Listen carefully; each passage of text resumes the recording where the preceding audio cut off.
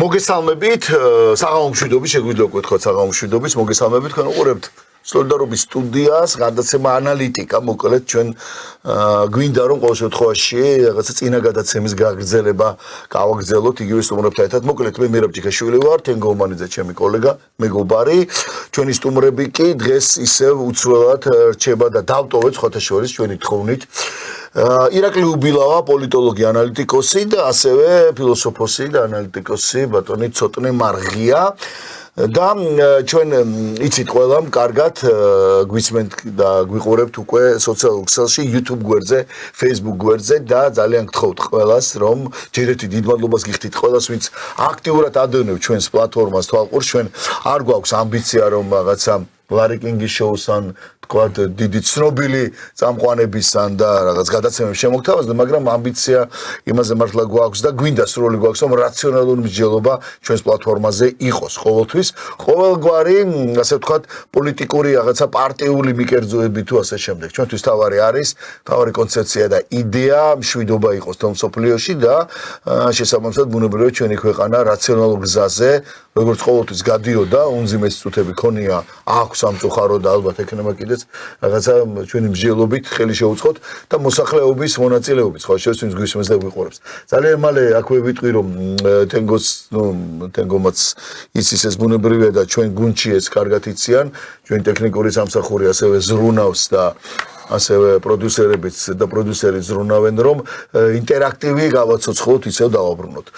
მაგრამ ჩვენ დღეს ხო და გამოიწერეთ ჩვენი გვერდები სოციალურ ქსელში, YouTube გვერდზე, Facebook გვერდზე, TikTok-ზე, რაც ყველაზე მთავარია, იმიტომ რომ ახალგაზრდებისთვის მით უმეტეს არა მხოლოდ საქართველოში, არამედ მთელ მსოფლიოში ახალგაზრდებისთვის TikTok-ი საკმაოდ ხელმისაწვდომია და პოპულარული პლატფორმა. ხო, პოპულარული და მარტივი, მოდი ასე ვთქვათ, პლატფორმაა და ჩვენ ასევე რა თქმა უნდა არ მორჩებით მოვლენებს და ყველა მოვლენას გავაშუქებთ და ვიქნებით თქვენთან ერთად. ასე რომ დიდი მადლობა ისევ ჩვენს მაყურებელს, კომენტარებით, რაც წინა გადაცემა საკმაოდ ნახვადი იყო, თუ შეიძლება ქართულად ასე ითქვას. პოპულარული გამოდგა. მადლობა სტუმრებს პირველ რიგში, მადლობა თენგოს და გვინდა სწორედ გავაგრძელოთ ჩვენი წინა გადაცემა და headline-ით ჩვენ სწორედ, headline-ი მთავარი მაინც შევეცდებით რომ ქართულად ვიმეთყოლოთ, მთავარი ამბავიც ესე გვექნება დღეს სწორედაც ბირთვული ომი დასრულდა თუ გაგრძელება, ანუ ბირთვული საფრთხე დასასრული თუ გაგრძელება, ეს არის ჩვენი დღევანდელი ასევე headline-იც და მთავარი ამბავიც. მოკლედ შეგვიძლია დავიწყოთ ჩვენ, ოღონდ მინდა რომ ქრონოლოგიას მივყვეთ და ჩვენი დისკუსიით გავაგრძელოთ სწორედ აი ამ კუთხით და იმ კუთხით მართლა რაც გვაქვს მთავარი საფრთხე და მთავარი ამბავი გამოტანილი ასევე გვერდზეც და მოდი დავიწყოთ ვიყოთ თანმიმდევრულები და მაყურებელს შევთავაზოთ ასევე რა თქმა უნდა საკმაოდ დინამიური და საინტერესო. მე ვიცი რომ ყველა ნერვიულობს. ყველა ნორმალური ადამიანი ნერვიულობს, შეიძლება ხარ არის ესე მარტივად ვისაუბროთ ისე რა, ეს არ არის ომის ნახვა, ნეტა მართლა ჩვენ ბავშვობაში დავრჩენილი ყავით და დავრჩეთ ვიდეოკასეტებით, ვიდეოთეკიდან რომ გამოქონდა ცნობილი ფილმები, რემბო, კომანდორი და ასე შემდეგ. შენი ბავშვობა, ჩემი მერაბ, ჩემი ბავშვობა ომია ზუსტად დაუბედურება. კი ბატონო, მაგრამ დღეს გვაქვს საერთოდ მსოფლიო რაღაცა ისე წინა გვიდგა უფრო რაღაცა ისე. დღეს აგერ პირდაპირ ეთერში ვუყურებთ ამ მომებს სამწუხაროდ. ამიტომ გვინდა რომ რა თქმა უნდა ჩვენც გვიწევს საუბარი ომზე, მაგრამ ფრთხილად და ასევე ყველაზე მთავარი ჩვენი ქვეყანა, ჩვენი ქვეყნის ტერიტორიები, ჩვენი მოსახლეობის უსაფრთხოება, რაც ყველაზე მთავარია და რა ვიცი, ჩვენც ამიტომ ვფიქრობთ, რომ ყველა მოვლენას ვაკავშირებთ და ბუნებრივია როგორ გავივლით ჩვენ აი ამ სოფლიო, როგორც აი ირაკლი ამბობს ხოლმე ხშირად, ერთი ეპოქის დასასრულია ფაქტია, ეს რაღაცა ერთპიროვნული, რაღაცა ერთპოლუსიანი მმართველობების ასე შემდეგ და მრავალპოლუსიანი თუ ასე შემდეგ და გადავდივართ ამ ნებისმიერ შემთხვევაში ჩვენმა ქვეყანამ უნდა გაიაროს და იყოს და იარსებოს სანამ არ ვიცი, ვისაც წამს, სანამ განგება ჩათვლის ამას საჭირო, ვისაც არ წამს, მაგრამ რეალურად რაღაცა მეტაფიზიკურადაც რო უყურებდეს, ნუ ბუნებრივია ჩვენ ამაზე შეიძლება ჩვენც ვამბობთ ხოლმე, არც ჩვენ არ ვემხრობით რაღაც საკითხებში ერთმანეთს. დავიწყოთ გადაცემა, აპატიე ცოტა გამიგზავნა, მაგრამ კიდევ ერთხელ დიდი მადლობა ჩვენს გამომწერებს. კი ბატონო, მადლობა რა თქმა უნდა ჩვენს მაყურებლებს, ჩვენს სტუმრებს, მართლა საინტერესო გამოვიდა წინა ეთერი. როგორც მერამაც აღნიშნა, ბევრ რაღაც ტექნიკურ სიახლეებს მათ შორის გეგმავთ, აი ეხლაც ამ მომენტშიც მიმდინარეობს ჩვენი ფორმატის დახვეწა იმ კუთხით, რომ მომავალში სულ უფრო და უფრო საინტერესო, ტექნიკურად უფრო გამართული, უფრო ყურებადი, ასე ვთქვათ, კონტენტი შემოგთავაზოთ, ამაზე ვმუშაობთ და წინასწარ მინდა მოგიხადოთ ბოდიში იმის გამო, თუ აი ამ ტექნიკური სამუშაოების გამო რაღაც ისევე ვერ გავა ეთერში ან რაღაც ლაფსუსი გაიფარება, იმედია არანაირი პრობლემა ამაზე არ იქნება. რაც მთავარია თვითონ საკითხის შეფასება და ანალიზი, მე ვფიქრობ, არის სწორედ ის, რაც ჩვენ უნდა ვაკეთოთ ამ ტიპის გადაცემაში და ამ ფორმატებში და ეს მიუხედავად იმისა, რომ ინტერნეტ სივრცე აჭრელებული არის ხოლმე სხვადასხვა სახის ინფორმაციებით, მე მაინც მგონია, რომ კვალიფიციური ანალიზი, საღი აზრი, ეს არის ყველაზე უფრო დეფიციტური დღეს. არა მხოლოდ ჩვენს ქვეყანაში, აი ხა ბოლო მოვლენებიდან გამომდინარე, კიდევ უფრო ინტენსიურად რო ვეცნობით, ხო, საერთაშორისო პრესას, მე მგონია, რომ ეს პრობლემა მარტო ჩვენ ქვეყანაში არ დგას. აი თუ თავისთავად ეს ომიც და ალბათ აი ირაკლისთან გადავალ ამ თემაზე სასაუბროთ პირველ რიგში, უცნაურობით აღინიშნა იმით, ეს ხო 12 დღიანი კონფლიქტი და ომი რო დასრულდა, ყველა ბედნიერი არის. ანუ ირანიც ზეიმობს, ისრაელიც ზეიმობს, ერთი ტრამპი იგინება ისიც ხანდახან. ყველა არის კმაყოფილი ომის შედეგით. ეს რანაირად შეიძლება იყოს ნორმალური მოცემულობა. მე ის მესმის, რომ რა თქმა უნდა, ასეთ დროს ყველა მხარე თავისი შიდა აუდიტორიისთვის ცდილობს წარმოაჩინოს პროცესი ისე, რომ აი ჩვენ გავიმარჯვეთ და ჩვენ ვართ ის ძალა, რომელმაც ამ ომში უპირატესობა მოიპოვა და ყველა მხარე ცდილობს, რა თქმა უნდა, რომ ეს ასე გააკეთოს, მაგრამ თავის მხრივ ახლა თუ შევხედავთ არგუმენტაცია, ვინ რატო ზეიმობს, ყველას გააჩნია, ხო? და მე მინდა მივხვდეთ სწორედ აი ამ არგუმენტაციის ნუსხას. პირველი და მთავარი, რაზეც საუბრობს ტრამპი და რატომ მიაჩნია ტრამპს, რომ ეს არის მისი პირადი გამარჯვება. პირველი და მთავარი ის, რომ ირანის ბირთვული პროგრამა სრულად განადგურდა. ეს არის ტრამპის ოფიციალური პოზიცია, ის ამბობს, რომ ირანი ვერასდროს ვეღარ შეძლებს ბირთვული იარაღის შექმნას.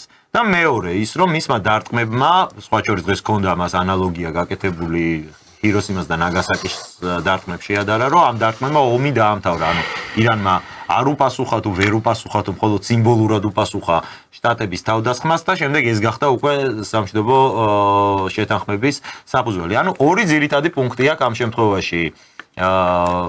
ტრამპს პირველი ის, რომ მან მიაღწია მიზანს და ირანის ბირთვული პოტენციალი გაანადგურა და მეორე ის, რომ ცეცხლის შეწყვეტის შესახებ შეთანხმება გააფორმა. მოვლენათა მსვლელობა აჩვენებს, რომ ეს პირველი დღის ეფექტი ცოტა არ იყოს გაქარწყლდა მას შემდეგ, რაც დაზვერვამ, ასე ვთქვათ, გამოაქვეყნა შეერთებული შტატების დაზვერვამ პირველადი ინფორმაცია, სადაც არის საუბარი, რომ არათუ არ განადგურდა ბირთვული პროგრამა ირანის, არამედ მხოლოდ რამდენიმე თვით შეფერხდა ეს ყველაფერი და ამან ძალიან დიდი მithქმა-მოთქმა გამოიწვია ამერიკის შეერთებულ შტატებში. მაშინ მათთვის გაუგებარია, რას ზეიმობს ტრამპი. თავის მხრივ ტრამპი აცხადებს, რომ ის არ ეთანხმება დაზვერვის აი ამ ინფორმაციას და ეს არის ტყუილი და დღევანდელი დღის ასე ვთქვათ ცენტრალური თემა არის სწორედ ეს, რომ რეალურად განადგურდა თუ ვერ განადგურდა თუ არ განადგურდა ეს ბირთვული პროგრამა.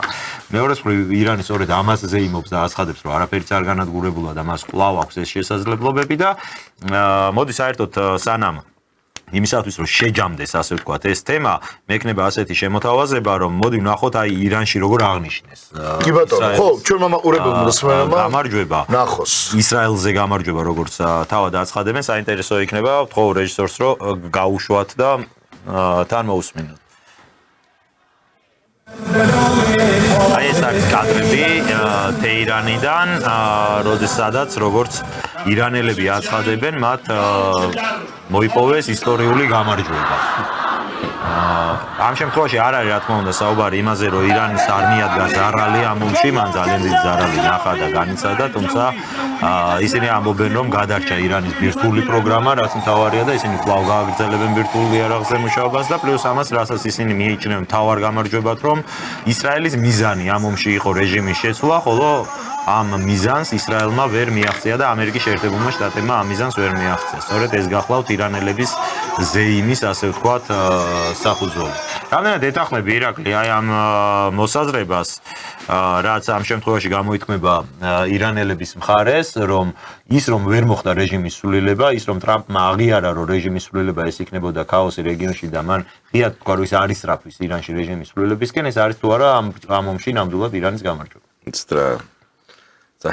გუში მთელი დრო ადევნებდი საინფორმაციო გადაცემებს თვალს და ძალიან საინტერესო ვითარდებოდა პროცესები.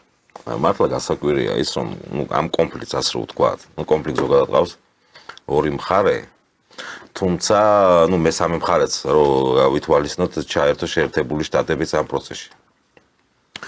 საერთოდ კონფლიქტის ფილოსოფიაში მოიაზრება კონფლიქტის დასრულების სამი, ასე ვთქვათ, მექანიზმი კონფლიქტის დასრულებისა. პირველი ეს არის გამარჯვება ერთი მხარეს და მეორეს უგებს, გიორგ ზემელისეული თეორიიდან გამომდინარე, კომპრომისი და გამარჯვება. თუმცა გუში რაც ჩვენ ვიხილეთ, ეს იყო სრულიად გამაოგნებელი ჩემთვის. ანუ ყველა მხარე ზეიმობდა გამარჯვებას, თუმცა ვის რა მოუგო, სიმართლე გითხრათ, მე ვერ გავიგე. უფრო ეს წააგავდა კომპრომისს, სამი მხარის კომპრომისს შეთანხმდნენ და რატომ? არც ერთ მხარეს როგორც გამოჩნდა, არ გააჩნდა უპირატესობა ერთმანეთზე. ვინაიდან თქვენ სწორად ბრძანეთ, რომ პირველი ის რაც სურვილი რაც ჰქონდა ისრაელსა და შეერთებულ შტატებს, მე ყოველთვის ვაკავშირებ ამ კონფლიქტს ადრეულ გადაცემებში იმას ვქენი, ხო, ამბობდი თქვენთან, რომ ეს იყო კონფლიქტი ჩინეთთან მიმართებაში. ეს იყო დასაწყისი და შემდგომი დრეიფი უფრო აღმოსავლეთისკენ ჩინეთის მიმართულებაზე. თავი ამოცანა მისია მათი რა იყო, ეს იყო ხელისუფლების დამხობა, ჩანაცვლება, რეჟიმ ჩეინჯი კლასიკური. აი იყო ეს ნამდვილად, მოდი აი აქ შევშერდეთ, პირველი მთავარი პუნქტი არის ეგ. იყო დასავლური კოალიციის მიზანი ამ შემთხვევაში ეგ, იმიტომ რომ თუ ჩვენ ამაზე შევთანხმდებით, რომ დასავლური კოალიციის მიზანი რეჟიმის სრულიება იყო, მაშინ მათსა ზეიმო არაფერი აქვს ამ ხარ. მათსა ზეიმო არაფერი არ აქვს, კი, გეთანხმებით მე თქვენ. ჩვენ მათი განცხადებები უბრალოდ მათაც გაცნობიერებული ჰქონდათ, რომ ირანის 90 მილიონიანი სახელმწიფოს მიმართ ინტერვენციის და ოკუპაციის განხორციელება, რეალიზაცია, სახმელეთო, ასე ვთქვათ, ოპერაციით, ამ ეტაპისთვის შეუძლებელი იყო, არ იყო მზად დასავლეთი. მათ უბრალოდ სულად გარკვეული გარე იერიშების მიტანა სარაკეტო დარტყმებით, იქ სიტუაცია შინ საზოგადოებაში აერიად და როგორც კლასიკაში ხდება და დასავლურ, ასე ვთქვათ, ფერად რევოლუციების კლასიკაში გამოსულიყო ხალხი და დაემხოთ. თუმცა ეს არ მოხდა და თუ ამ კუთხით გავითვალისწინებ და გავანალიზებ პროცესს, მაშინ შედარებით შეიძლება ვთქვათ, ამ კომპრომისის პირობებში უფრო მეტი მოიგო ამ რეჟიმმა, ამ ხელისუფლებამ, რაც დღეს არის ირანში. იმათ თავის იმას ვერ მიაღწიეს და ეს ყველაფერი გაფორმებული ჰქონდათ რითი? გაფორმებული იყო იმით, რომ ჩვენ უნდა გავანადგუროთ ბირთვული პოტენციალი. თუმცა ჩანს და გამოჩნდა თუნდაც დღეს რუბიოს განცხადებამაც დაადასტურა. ჩვენ გადავწიეთ რამოდენიმე თვითო. შესაბამისად ვერ აღმოფხრეს, რაც საჯაროდ რასაც აცხადებდნენ, ხო? მე დაერთო ეს პროცესი, რომ დაუშვათ და შეიცვალოს ხელისუფლება. მანამდე პირველი მიზეზი რაც იყო, ჩარტის ოფიციალური მიზეზი, ეს იყო ბირთვული პროგრამის განადგურება. თუმცა დღეს რუბიომაც აღიარა, რომ მათ ვერ შეძლეს ეს განადგურება მთლიანად. თუ ირანულ მხარეს დაუკვირდებით და თუ ირანულ მხარის ანალიზს ვუყვებით, მათ განცხადებების ანალიზს, გამოჩნდა რომ მათ აქვთ ეს ცენტრიფუგები არ განადგურებულან, ურანი გაზიდული იყო იმ ფორდოუდან და სხვა ობიექტებიდან გადატანილი იყო სხვა ადგილას. შესაბამისად მათ შესაძლებლობა აქვს თუ სამ თვეში შეეძლოთ და ეს გადაწიეს წლით ან 6 თვით დაუშვათ. ამას არსებითი მნიშვნელობა არ აქვს, ხო? აი ეგ ცენტრალური საკითხი, რასაც ალბათ სხვადასხვა დღეს ვითყოფმას განაცხადა, რომ დაზვერის ინფორმაცია გააკრიტიკა, მათ მოღალატეები უწოდა, ვინც ეს ინფორმაცია გაავრცელეს. ტრამპს თავისი პრობლემა ჰქონდა და რა პრობლემა? იგი მან ისე აწია, თამასა ხონდა გამოსულიყო. მიხვდა, რომ რეჟიმს ვერ ცვლის, ეს ერთი, მეორე ინტერვენციას ვერ განახორციელებს, ვერ მოახდენს მის ჩანაფიქრის რეალიზაციას და შესაბამისად უნდა გამოსულიყო ამ პროცესიდან. და გააფორმეს ისე ამერიკელებმა თითქოს და გაანადგურეს და თქვენ წარმოგიდგენიათ დაბომბეს სახელმწიფო. და მოდი ახლა შევრიგდეთ უსვათ რომ ეუბნებიან ეგრევე ერთ საათში. მაგრამ ეს რას მიუთითებს ეს არის ძალიან საინტერესო, იმიტომ რომ საზოგადოება ამას აკვირდება და ყველაფერს უყურებს, აი ცოტნეს შემოსვლაც ახლა ჩვენთან ამ დისკუსში ძალიან საინტერესო იქნება, იმიტომ რომ კარგით, თქვათ ეს ნაწილი გავიგეთ, ცოტნე შეთავ რომ გადმოვიდეთ, კითხვით, იმიტომ რომ დათენგო დაამატე ბუნებრივია შენს რაც გინდა რომ ცოტნეზე გეკითხა, მაგრამ თქვათ მიუყვეთ აი ხა რა ჩვენ ვნახეთ იმ ლოგიკას და რა ანალიზესაც თქვათ აკეთებს ახლა ირაკლი. მაშინ ორი კითხვა მიჩნდება. ანუ მე ჩვეულებრივ რიგითეთ მაყურებელს კი ბატონო რომელიც მე ნერვიულება, იმიტომ რომ ესე სოფლიოში მინდა მშვიდობა იყოს, მაგრამ მეორე კიდე რომ აგერ აქვეა ეს ყველაფერი. თუნდაც აი ძალიან ესეთი მოდი ასე ვთქვათ, აი ობივაწელის კითხვა იქნება ესეთი. ერთი კითხვა მიჩნდება, ანუ რა მიზანს ემსახურებოდა მაშინ ის ყველაფერი რაც მანამდე ტრამპმა და ზოგადად მთელი დასავლეთი და ეს გაერთიანდა, ნუ ეხა ტრამპი ბუნებრივია, ეხა ტრამპი გახდა ლიდერი ამ ყველაფრის და ესეც აღიარეს კიდევაც და ასეც იყო. ერთი კითხვა ეს არის ამიზანი და მეორე კიდე კითხვა მაქვს. ანუ დამარცხდა? ანუ აი ის მხარე დამარცხდა კი? ძალიან დიდი ზარალი მიიღო ირანმა და არავის არ უსურვებ, ეხა სულ 40 და 60 კი არა 5% რო დაიბომბოს და ისე როგორც დაიბომბა, რა თქმა უნდა, მაგრამ დამარცხდა თუნდაც მისივე წამოწყებულ ამ კამპანიაში თან ამბობს ეს დაზვერვის შეფია ხო ბოლოს და ბოლოს რომ არ არის განადგურებული, რაზეც ტრამპმა თქვა რომ სოფლიოს გილოცავ ჩვიდობას, ასე ჩვენ დავიწყეთ პირველი გადაცემა რაც ქონდა. აი ეს ორი კითხვა მიჩნდება მე და შეიძლება სხვასაც დარწმუნებული ვარ ბევრია ასეთი. კი და მოდი მე დავამატებ აი ამ შეკითხვას, ჩემი აზრითაც არის ეს რომ ამ შემთხვევაში მთავარი ცენტრალური საკითხი არის ის განადგურდა თუ არ განადგურდა ირანის ბირთვული პოტენციალი, იმიტომ რომ მთელი ტრამპის აი ეს PR კამპანია დღეს მსოფლიო პრესაში ტრამპი არის ალექსანდრე მაკედონელი, ხო, რო შეხედაო გამარჯვების ცხენზე ამხედრებული, რომელმაც აი ესე ერთი თითის გატკაცუნებით შეძლო და გადაწყვიტა საუკუნოვანი პრობლემა და ისრაელს და ირანს შორის დაამყარა მშვიდობა, ეს გააკეთა ძალის დემონსტრირებით, ძლიერი დარტყმით, რასაც არავის არ შესევს ზალა რომ ამ ყველაფერს წინააღმდეგეს, ეს არის ტრამპის PR-ი დღეს. თუ კი აღმოჩნდა მართლაც რომ არაფერი პროგრამა არ განადგურებულა და ირანის კვლავა აქვს იმის ტექნიკური შესაძლებლობა და აქ მხოლოდ ურანის მარაგების გადარჩენაზე არ არის საუბარი, ურანი თუ არ აქვს ტექნიკური საშუალებები, ეხა სადღაც პირობი რაჭაში რო ვიპოვოთ ურანის საბადო, იმას კი არნიშნავს რომ ხდებით ბირთვული ქვეყანა. ანუ იმის ტექნიკური საშუალებებზე ამ შემთხვევაში ხო პრიორიტეტი. ისე შეეცოდე არის რაღაცა ის შენიშნებოდა ადრეც და იმიტომ ახსენე, აი ვიცი გულმამიშს.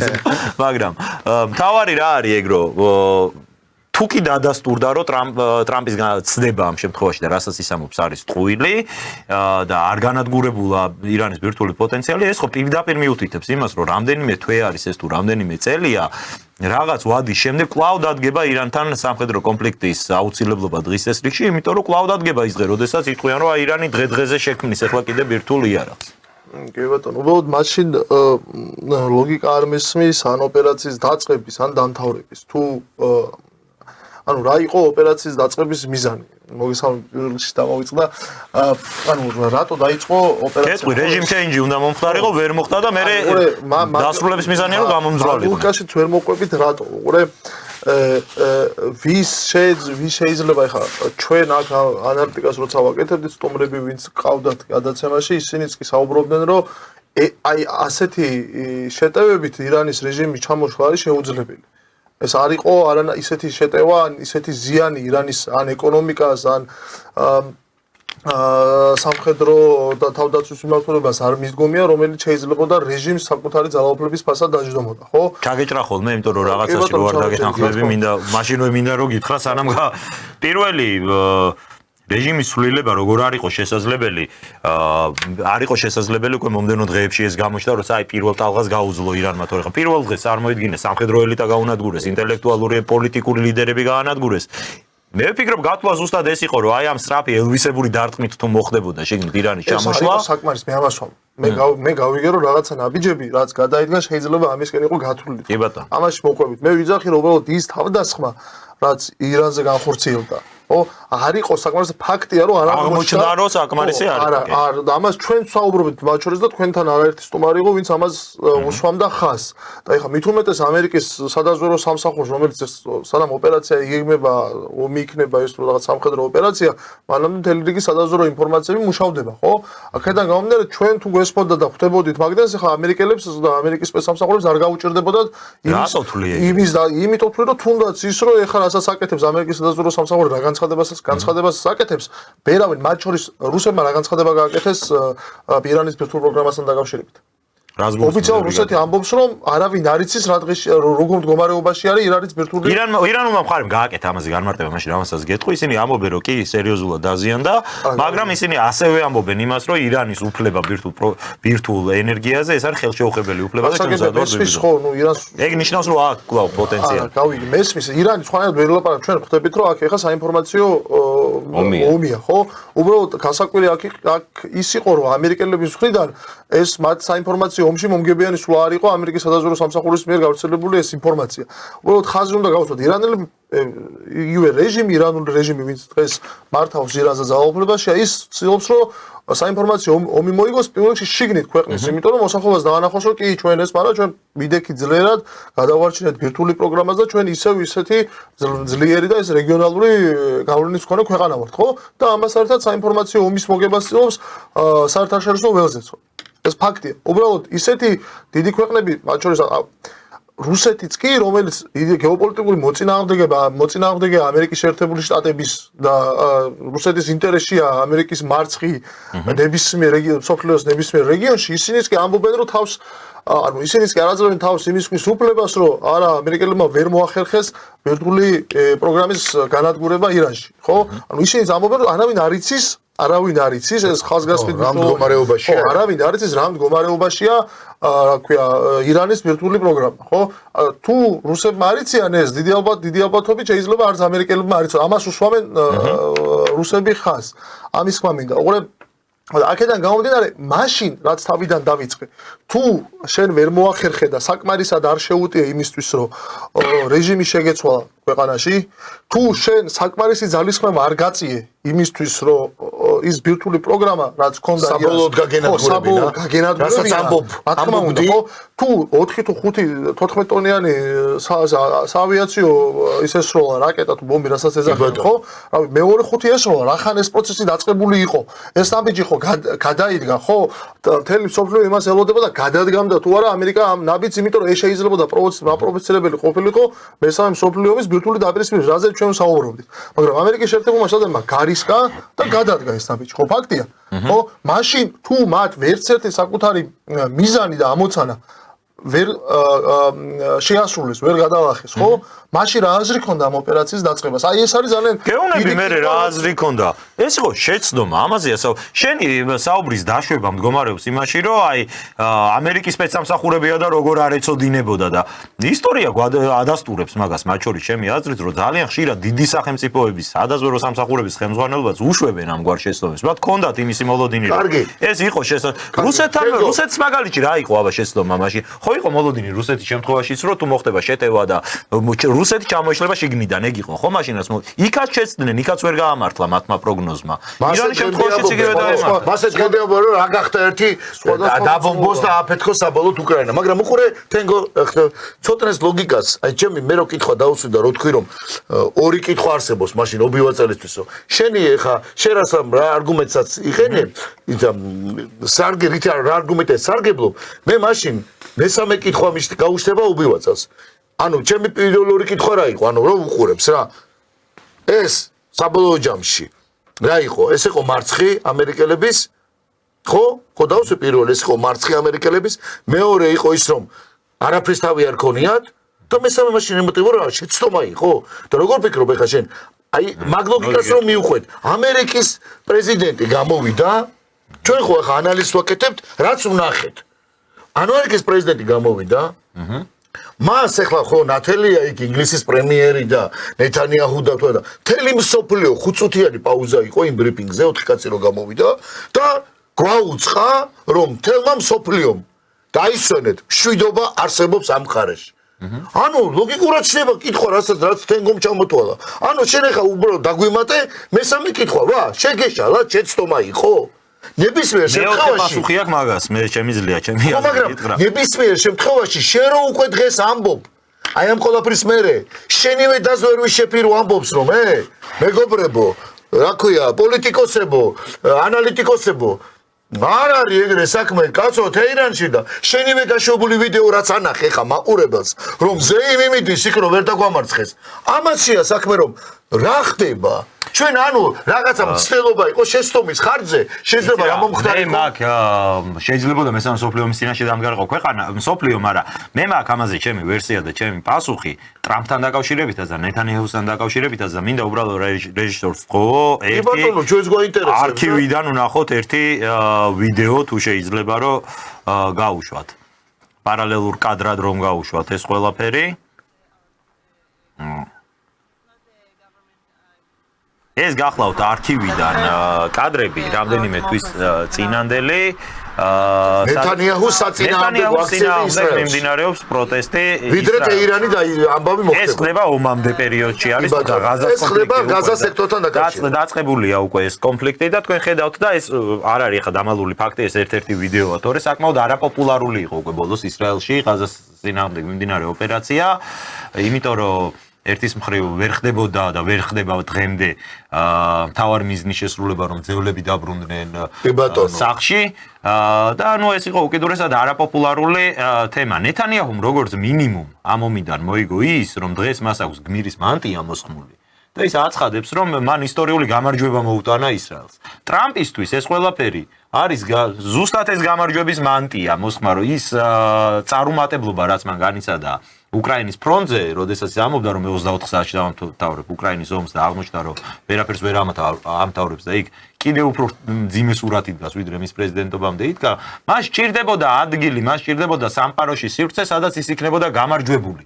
და ზუსტად ეს არის მისთვის ირანი და ირანის ბირთვული პროგრამა. ამიტომ ეხლა იმისი ხმამაღლა თქვა ამერიკის რა შეეხება ამერიკის გაზვერვის ინფორმაციას რომელიც გახმაურდა ეს მე შეგახსენებთ რომ ეს არ მომხდარა ბრიფინგზე ეს არავის არ უთქვია აქ CNN-მა გაავრცელა ანონიმურ წყაროზე დაყრდნობით რომ არსებობს ასეთი სადაზვერო დასკვნა სადაც ესეთი და ესეთი რამ წერია და მხოლოდ ამის შემდეგ მოუწია თეთრსახს აღიარება რომ კი დასკვნა არსებობს მაგრამ ჩვენ მას არ ვედახმარებთ ვერ არ უარყვია თეთრსახს ვერ უარყოფს იმიტომ რომ რა თქმა უნდა არსებობს კი არსებობს ეს დასკვნა მაგრამ ეს საჯარო კი არ გამხდარა ეს CNN-მა უბრალოდ ჩუმად გამოიტანა და ტულსი გაბარდმას განაცხადა სხვა მე მგონია რომ ეს შიდა კონფლიქტის სინამდვილეში როგორც ნეთანიაჰუსთვის ისე ტრამპ ისე შეიძლება ირანულ მხარეში ხამენეისთვის და სხვა ლიდერებისთვის ეს იყო მათი პირადი ამბიციების დაკმაყოფილების საფუძველი და აქ ამ შემთხვევაში სახელმწიფოებრივი გამარჯვება ან დამარცხება მე მრჩება შეიძლება რომ ეს მათთვისაც მეორე ხარისხოვანი უყურე ახლა ირაკლის თამბე გადავდი ამ კითხვით შენ გაქვს შენ ცოტნეს აი ამ მის ანალიზზე გაქვს როგორი პასუხი იცი აი სავარაუდოდ ეს ასე იქნება და თან კიდე გაქვს აი იცი რა არის როგორ რაღაცა იცი არა როგორ რაღაცას გონები იცი რომ ეს არ არის იმ ქვეყნის პასუხი რომელიც ამბობს რომ მე ვარ სოფლიოში ჰეგემონი მე ვარ სოფლიოში უძლიერესი და მათ შორის მან ეს ძალის დაუსწრება მოახდინა ვინც ის იქნება და რუსეთის დასანახათაც რომ აი ის დაამარცხა ეს არგუმენტი ეხლა მსჯელობაში კი ბატონო აი მე შეიძლება ესე იყოს შეცდომა მე სხვანაირად მინდა დაუსვახე ირაკლის კითხვა და რა შენ ეხლა ახსენე ნეთანიაჰუს რომ მანამდე ქონდა გამოსულები ირაკლი რაც გაზას სექტორთან და მარტო გაეროს დასკვნა არის აი მოდი მაშინ ესე ვთქვა და მაშინ ბოლომდე ვთქვა სიმართლე როგორც კი დაიწყო ისრაელ-პალესტინის დაპირისპირება უკვე 80 დღეს მაპატიეთ უკვე 2 თვეში მე-60 დღეს გაერომ დადო დასკვნა გაეროს დასკვნა იყო რამდენი ჟურნალისტი ომის გამშუქებელი გარდაიცვალა 80-მდე იყო გარდაცვლილი რატო ამოფ ხა ეს მაშინ მთელი 3 წლის განმავლობაში ხა ისე რუსეთის პროპაგანდისტად მომნათლავენ ხა იქეთ კომენტარი რუსეთს 3 წელია კონფლიქტი უკრაინაში და იყო 4 გარდაცვლილი ჟურნალისტი და ისიც 4-დან 3 მისი წარმომადგენელი იყო კორესპონდენტი ეხლა უყურე ნეთანიაჰუს პროტესტი ამას გარდა ქონდა ასევე რომ ვერ დააბრუნა მძევლები მართალი ხარ მოკლედ იყო სერიოზული პროტესტი და იმაზეც კი მიდგა საქმე რომ ამერიკულ პრესაშიც კი იყო საუბარი და ტრამპმას გააკეთა განცხადებები რომ ცოტა აზემოდი ნამეტანი ხوار მოგდის პალესტინელთა მიმართებაში მეტიც გუტიარეშმა გაეროსიმან ძალიან კაცრად გააკრიტიკა, რომ მართლა 60 დღეში კატასტროფა იყო, რასაც ის უკეთებდა იმას. ამ ყველაფრის მერე დღეს რო ეხლა ამასო. აქვე საიდან მოკავს შენეგ არგუმენტი, რომ კი, ასევე იყო კადრები გუში თუ გუშიტე გავრცელდა, ბენიამინ ნეთანიაჰუს ქუჩაში ხვდება ხალხი, ცოტა რაღაცა სტრანად გამოდის ირაკლი ხა ეს კაცი ძალიან დაცულია მან ხა ხო ხვდებით მოსაძა. ძალიან ცოტა ისე რაღაც ერთი მანქანით გამოდის რაღაცა და ბიბი სკანდირებენ, ბიბი შენ ხარ გმირი. კაცო, ცოტნეს ლოგიკაც ეს არის და კითხვას ვაო. ცოტნემ როგორც ანუ ცოტნეს ლოგიკით და იმ კითხვებით, რაზეც ობივაწას უპასუხა. მაშინ გამაგებინეთ, ანუ ჩვეულებრივმა რიგითმა ადამიანმა, რომელიც ამას უყურებს და დამთავრება უნდა ომის, რო უყურებს ამერიკის შეერთებული შტატები, მაშინ რა არის? ანუ როგორ ხსნის შენ მაშინ ირაკლი? ეს არის, რასაც თენგო ამბობს, რომ ვა, ეს არის ამერიკა, მოდი რა ბოდიში, შეცდომა დაუშვი და მორჩა? არა, იცით მე თენგოს ვერ დავეთანხმები ერთ მარტივ მაგალითში, რომ ცოტა გაითისკება ეხა თენგო, მაგრამ ღირსი იქ. და მე მზად ვარ პირადი ინტერესები. თენგოს ამ ანალიზიდან თენგოს ანალიზს დავესხებით პირადი ინტერესებიდან გამომდინარე, რომ თავისი რეიტინგი აემაღლებინა როგორც შიგნით ქვეყნის შიგნით ისე გარეთ დაიწყო ეს ომი. აი მარტივ მაგალითად აი შეკითხვა მინდა დაუსვა ბატონ თენგოსზე. ამას დაკავშირებით.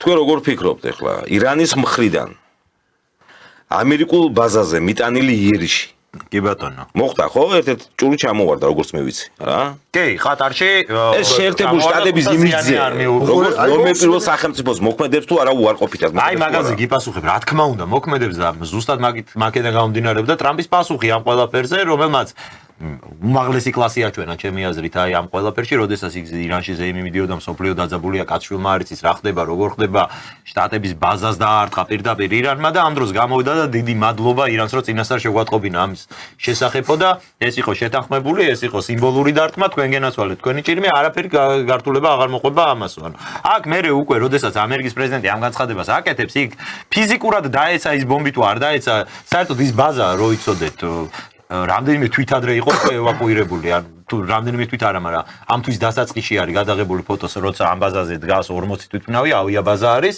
ხოლო დარტყმის დღეს მას იყო მხოლოდ ერთი თვითმფრინავი გათავსებული, ან წინასწარ იყო ბაზა ევაკუირებული. ეს იყო ზუსტად ამ შემთხვევაში შეთანხმების საფუძველის, რომ დაარტყი რამე ცარიელ ბაზას, მე შენ გადაგიხდი მადლობას, რომ აი შეთანხმებით მოხდა ეს ნოუ-ჰაუა სხვა შორის ამ ომის, რომ მოწინააღმდეგეები წინასწარ უთანხმებენ ერთმანეთს სამიზნეებს. ხო, მაგრამ ხალხო, ჩვენ ხო ვსაუბრობთ ყატარზე ქვეყანა, სადაც მოსახლეობა იმიჯი, ამერიკის იმიჯი. ომის ე კი ბატონო, მაგრამ ყატარზე ვსაუბრობთ, ჩვენ სადაც ქვეყანაში ხალხი ცხოვრობს, ადამიანი რო იბადება მილიონს აძლევენ. ანუ ძალიან უნებე ის როგორ გითხრა, რაღაც აი უსაფრთხოდ, რაღაცა დიდარი ხალხი ცხოვრობს, დიდარი ქვეყანა და ეხა კარგი რა, ეხა მოდი ესე მარტივად არ ამგონია რომ იყოს და არც ტრამპი მგონია ეხლა რაღაცა ესეთ ის იყოს. ესე არ ხდება დღეს. იცი როგორ აი ჩემი გადმოსახელება როგორც პოლიტოლოგი გეუბნებით. როცა ნომერ პირველ, ნუ ასე ითვლება ყოველ შემთხვევაში დღესდღეობით. ნომერ პირველი სახელმწიფო რომელზეც ეს არის სიმბოლური დატვირთვა აქ ამას. იქ ბაზაზე ვინმე იყო, არ იყო, ამას მნიშვნელობა არ აქვს. თუ ავიღებთ საერთაშორისო სამართლებრივი ნორმებით, ხო ნებისმიერი დიპლომატიური წარმომადგენლობის შენობა, ის ტერიტორია, სამხედრო ბაზა, ეს არის ამერიკის შეერთებული შტატების ტერიტორია, რომელზეც მიტანილი იქნა იერიში. იქ ვინმე იყო, არ იყო, ამას არსებითი მნიშვნელობა არ აქვს. ჩათვალეთ, არა, ასე ხდება. ჩათვალეთ, რომ შეერთებული შტატების ტერიტორიაზე მიტანილი იქნა იერიში. ეხლა ტრამპა და ამერიკულმა მხარე ადრე გაიყვანა პერსონალი თუ არა ამას აი ჩემთვის არსებით მნიშვნელობა არ აქვს. მის იმიჯს არა მარტო როგორც პრეზიდენტისა, შეერთებული შტატების იმიჯს და ზოგადად ნატოს იმიჯს სერიოზული დარტყმა მიაყენეს ამით. თვითონ ტრამპმა მიაყენა. ჩემ არგუმენტს მეუბნები ახლა შენ, მიდი გისმენ. ხო, შეგნებულად. მე გეუბნები რომ მაგათ სახელმწიფო ინტერესი ფეხებზე გიდიათ მეთქი პირადი ინტერესის გამო არის და პირადად ტრამპი რითი არა პირადი ინტერესი აშუაში აქვს. მათ ამერიკის შეერთებული შტატების პოლიტიკურ სისტემა ცოტა სხვანაირად არის მოწყობილი, არ არის ახლა ისე მოწყობილი. აი გახკივიან deep state-ი ჩვენ და მოდაშია რა მსოფლიოში ამაზე, რა. იქ არის გარკვეული პოლიტიკური ჯგუფები, ინტელექტუალური ჯგუფები, რომლებიც ქმნიან სტრატეგიას. ახლა მე დამერწმუნეთ მე თქვენ რომ ტრამპი შეიძლება გეოგრაფიულად რომ რუკაზო დახედოს, საერთოდ არის სად არის ახლო აღმოსავლეთი. ტედ კრუზ ერთ-ერთ სენატორთან იყო ინტერვიუ. და ტაკერ კალსონი ეკითხება რამდენი მილიონი ადამიანი ცხოვრობს ირანში. წარმოგიდგენთ? არის შემადგენელი არიცოდა. იქ შესაბამის ხდება ისე რომ სტრატეგები, სპეციალისტები, რომლებიც ამზადებენ ამ სტრატეგიებს, ეს პრეზიდენტები და პოლიტიკური ელიტა მხოლოდ ამის შემსრულებლები არიან. არ არის ისე რომ აი და ტრამპმა ერთპიროვნულად რაღაცა დაისიზმრა ღამე, მეორე დღეს ადგა დაბომბა ფორდოუს რაღაც ბირთვული ობიექტი. ხო, არ ხდება ეს შეერთებულ შტატებში და ну ზოგადად თვითონ ამბობენ ისტორიულად პირველად მოხდა. ეს არის გარკვეული სტრატეგიის ნაწილი, უბრალოდ არ გამოუვიდა, მაგრამ თამასა აწია ძალიან მაღლა, როგორც ჩვევია ხოლმე მაგას. თამასა აწია, ნახა, ეხლა სულელი კაცი ნამდვილად არ არის მეოჯერ გახდა პრეზიდენტი. ნახა რომ ის რაც ჩანაფიქრი ჰქონდათ, ამ მის სტრატეგიებს ასე უფრო დეტალურად რო გითხრათ. ხო, მის სტრატეგიებს რაც ჩანაფიქრი ჰქონდათ, ამის რეალიზაცია შეუძლებელი იყო და უნდა გასულიყო ამ თემიდან ლამაზად. რომ ეს გამარჯვებულის მანტია მოესხა ერთსაც და მეორესაც. რაზეც შენი თქმით ვერ მოახერხა უკრაინაში. ხო, უკრაინის კომპენსირებისთვისაც ჭირდება. ირანის ამ დღევანდელი ამ თეოკრატიული ხელისუფლების მიერ განხორციელებული ზეიმმა გამახსნა 2008 წლის ჩვენთან თბილისში რო კონდა ზეიმ მოწყობილი, ესმით? ან იმანაც რა გამარჯვება მოიპოვა, გასაგებია. უბრალოდ რეჟიმი შენარჩუნდა, თეოკრატიული სისტემა შენარჩუნდა, ის რეჟიმი პოლიტიკური ელიტა. ირანში ასე იყო ირაკლი დანახული ეს ყველაფერი, რომ ის ისრაელის სამართლის სხვადასხვა პოლიტექნოლოგიები და ესე დასავლეთიდან მოდის, მაგრამ ირანში ძალიან არ გასულსკაცო რაღა ირანში მიდიხარ, აი 2008 წლის მაგალითი გაიხსენე, სავსებით სწორი ანალოგია არის. მიხეილ სააკაშვილი მაგას არის ძახდა საქართველოში, რომ პუტინის მიზანი არისო, რომ მე დამამხოსო, იმიტომ მოდი საქართველოში. მე რო ვერ დამამხო, იმიტომ ზეიმობდა იმ რუსთაველზე. ცოტას არგუმენტიც. ეს საკითხი შემოვიყვანოთ, ცოტა სხვანაირად წავიყვანოთ მსჯელობა რა. ჩვენ ხო გვახსოვს, რომ წინა ეთერში ვთქვით, რომ ირანი იყო იდეაში ესე ჩანდა და შეგვიძლია უკვე ვთქვათ, რომ იყო ვაჭრობის საკითხი ამერიკასა და რუსეთს შორის. ეს ხო ფაქტია და ამაზე უკვე აღარ ვდაობთ, ხო? ეხლა დღევანდ ანუ იმ მოცემულობით ესე მარტივად თუ ეს გამოცანები რაც ჰქონდა დასახული ამერიკის შეერთებულ შტატებში, შორის იმის ისრაელის პრემიერ-მინისტრის კანცელარია ეთანხმება ტრამპს იმასთან და ეხლა გავრცელდა რომ სრულად განადგურებულია ანუ ისრაელი მაგას იძახის. ისრაელი იძახის რომ განადგურებულია ირანული ბირთვული პროგრამა და რამდენიმე აწლეული ისინი ვერ შეძლებენ ბირთვული იარაღის შექმნას. ეს ერთი. მეორე, თუ ამერიკის შეერთებულმა შტატებმა ეს ოპერაცია დაიწყო და ვერც ერთ თავის დასახულ მიზანს ვერ მიაღწია, ეს არის მარცხი ამერიკული სახელმწიფოსი და გამარჯვება ირანულ რაზე იმობენ, იმაზე იმობენ, რომ სოფლიოს ნომერ პირველი სახელმწიფო რომელსაც ჰეგემონის პრეტენზია აქვს თელ სოფლიოზე და რამდენიმე წლის წინ იყო კიდეც ეს ჰეგემონი ვერაფერი ვერ გვიქნა. ვერატურ რეჟიმი ვერ ჩამოშალა, ვერც ერთი თავისი დასახული ამოცანა ვერ შეასრულა, ხო? ეს ეხა ირანელებმა კი არა ნებისმიერმა ქვეყანამ დაიქადნოს და უნდა რუსებმაც რომ მოახერხონ ეს, რუსების ალბათ ამას იზეიმებენ მოსკოვის მთავარ წითელ მოედანზე, ხო? იმიტომ რომ ანუ იმხელა მასშტაბის და იმხელა გავლენების მქონე სახელმწიფოა თავი რომ დავანებოთ მის სამხედრო ტექნოლოგიურ მიღწევებს, ხო? ანუ ეს ნამდვილად გამარჯვება ირანული მხარის. მოგod მე ესე შემოვიტანოთ ეს თემა და აქედან გავშალოთ, აბა რომ თუ ეს იყო მოლაპარაკებების საკითხი, ხო? და ეს მოლაპარაკებები რუსეთსა და ამერიკას შორის გრძელდება. ესეც ითქვა დღეს უკვე და ვიცით რომ კიდევ შეხვდებიან დაინიშნება მოლაპარაკების, ხო? ის რაც ახლო აღმოსავლეთში მოხდა ამერიკის შეერთებული შტატების ჩართვით, ირან-ისრაელის კონფლიქტით. დავუშვათ ესე ცვლის თუ არა დღის წესრიგს ახლო აღმოსავლეთში პირველი ეს და თუ ცვლის როგორ ცვლის. საინტერესოა. როგორ ცვლის და რა ფაქტორები ერევიან უკვე ღიად? კი და ასევე ისა, ანუ ამ შესვლასთან ერთად, აი ამ დღის წესრიგის შესვლასთან ერთად ახლო აღმოსავლეთის შეიძლება თუ არა რომ ის მიზანი ამერიკის შეერთებული შტატების აი ამ მოქმედებისა ირანთან მიმართებაში ზუსტად რაღაცა ასე ვთქვათ კოზირის ან ჯოკერის ხელში აღება იყო, როდესაც ის რუსეთთან დაждდებოდა კიდევ ერთხელ სავაჭროდ, ხო? ანუ ვაჭრობენ უკრაინასთან დაკავშირებით და ეს უკვე ცხადია და ფაქტია და ავიცი იყო დღეს მერცის განცხადება, რომ უკრაინის გადაწყვეტა სამხედრო გზით შეუძლებელია მიიღეს ხო ნატო სამიტი მიდის. კომუნიკე მიიღეს ნატო სამიტმა თავისი კომუნიკე მიიღო 400 სიტყვიანი თუ რაღაცა ძალიან გრძელი კომუნიკე მიიღეს, სადაც სიტყვა არ არის ნახსენები უკრაინის ნატოში შესაძლო გაწევრებასთან დაკავშირებით. საქართველოს საერთოდ არც ახშობთ. უკრაინა ახშობთ იქ ყავს ზელენსკი, მაგრამ სიტყვა არ ჩაუწერიათ ამასთან დაკავშირებით, ხო? ზელენსკის პიჯაკის ჩაართვეს. ხო, ეს საინტერესო ამაზე უნდა ვისაუბროთ, შე. გვაქვს ეკადრი და აქედან ეს ხო არ არის რაღაცა ვაჭრობისთვის რუსეთთან ვაჭრობისთვის ერთ-ერთი კოზირის ხელში აღება ამერიკის მხრიდან. თუ მათ მოახერხეს მართლა იმ მოცემულობაში ირანისთვის ბირთვული პროგრამის განადგურება. მოდი მე ერთ რაღაცას ვიტყვი. ხოთაშორის ლოგიკურად მივედით, მე სუმიდა ეს ხაზი შემოვიყვანო და რატო? აი, სწორედაც ეხა ცოტნეს ლოგიკიდანაც გამომდინარე. იგივე არგუმენტები რაც მოიყვანა და რაც ხალხმაც ნახა და საზოგადოებამ ნახა. რუსეთის ფაქტორი ხომ არ ხდება ირაკლი, დაგიმატებ თქვა აი მკითხვა ამას. რუსეთის ფაქტორი ხომ არ ხდება უკვე თუნდაც აი ტრამპის ამ ლოგიკით რაც თქვა თენგომ თქვა და მათი განცხადებებით და შემდეგ უკვე რაღაცა უკან დახეულებით. ხო არ ხდება მართლა მნიშვნელოვანი რომ იქნებდა იქსა რაც ვერც სადა არც არ გამოუვიდა ირანის თემაში გამოუვიდეს ვაჭრობა არ მოდი ეხლა თქვა ვაჭრობენ გამოუვიდეს პუტინთან იგივე თქვა ირანთან დაკავშირებით. მე არ ვიცი ეს რა ფორმა. მე მინდა რომ შვიდობიანი ფორმა იყოს. რა თქმა უნდა, არავის არ უნდა ბირთვული იმის გასროლა და ეხა შენ თქვი, მე მგონი თუ არ ვწდები, არავინ არ არის სულელი, ეხა ბირთვული პირველი ვისაც არ უნდა იმ ჯგუფებს და იმ ინტელექტუალურ ჯგუფებს თუ იმ ელიტებს, რომლებსაც აქვს დიდი მართავენ პროცესებს. მართავენ. ხომ არ ხდება რუსეთის ფაქტორი, ხომ არ ხდება თუნდაც მართლა რაღაცა შეგნებულად და გადამწყვეტ მნიშვნელობას გინდა არ გინდა მიანიჭებენ რუსეთის ფაქტორს, იმიტომ რომ ირანის ხელისუფლების პირველივე დღეს დაბომბვის მერე ჩასვლა რუსეთში, სხვას რას განაპირობებს, რომ ეს ხალხი ნდობას უცხადებს და რამე რომ იყოს ჩვენ პირველ გადაცემაში თქვით. და კოლგის ქვეშ აჩევლენ ბირთვული იარაღის საფრთხის ასარიდებრად. ძალიან საინტერესო შეკითხვაა, მე უბრალოდ მინდა დავამატო, რომ არახში, ანუ ირანის საგარეო საქმეთა მინისტრი იმყოფებოდა მოსკოვში. შეხვედრის შემდეგ პუტინმა განაცხადა ძალიან საინტერესო განცხადება გააკეთა. რომ ამ კონფლიქტის ესკალაცია თუ მოხდა, ამ შემთხვევაში არარეგიონალური ძალები ჩაერთვებიან ამ ომში. ანუ არარეგიონალური ძალა ერთ-ერთი, ალბათ გულისხმობდა რუსეთს და მეორე ჩინეთს.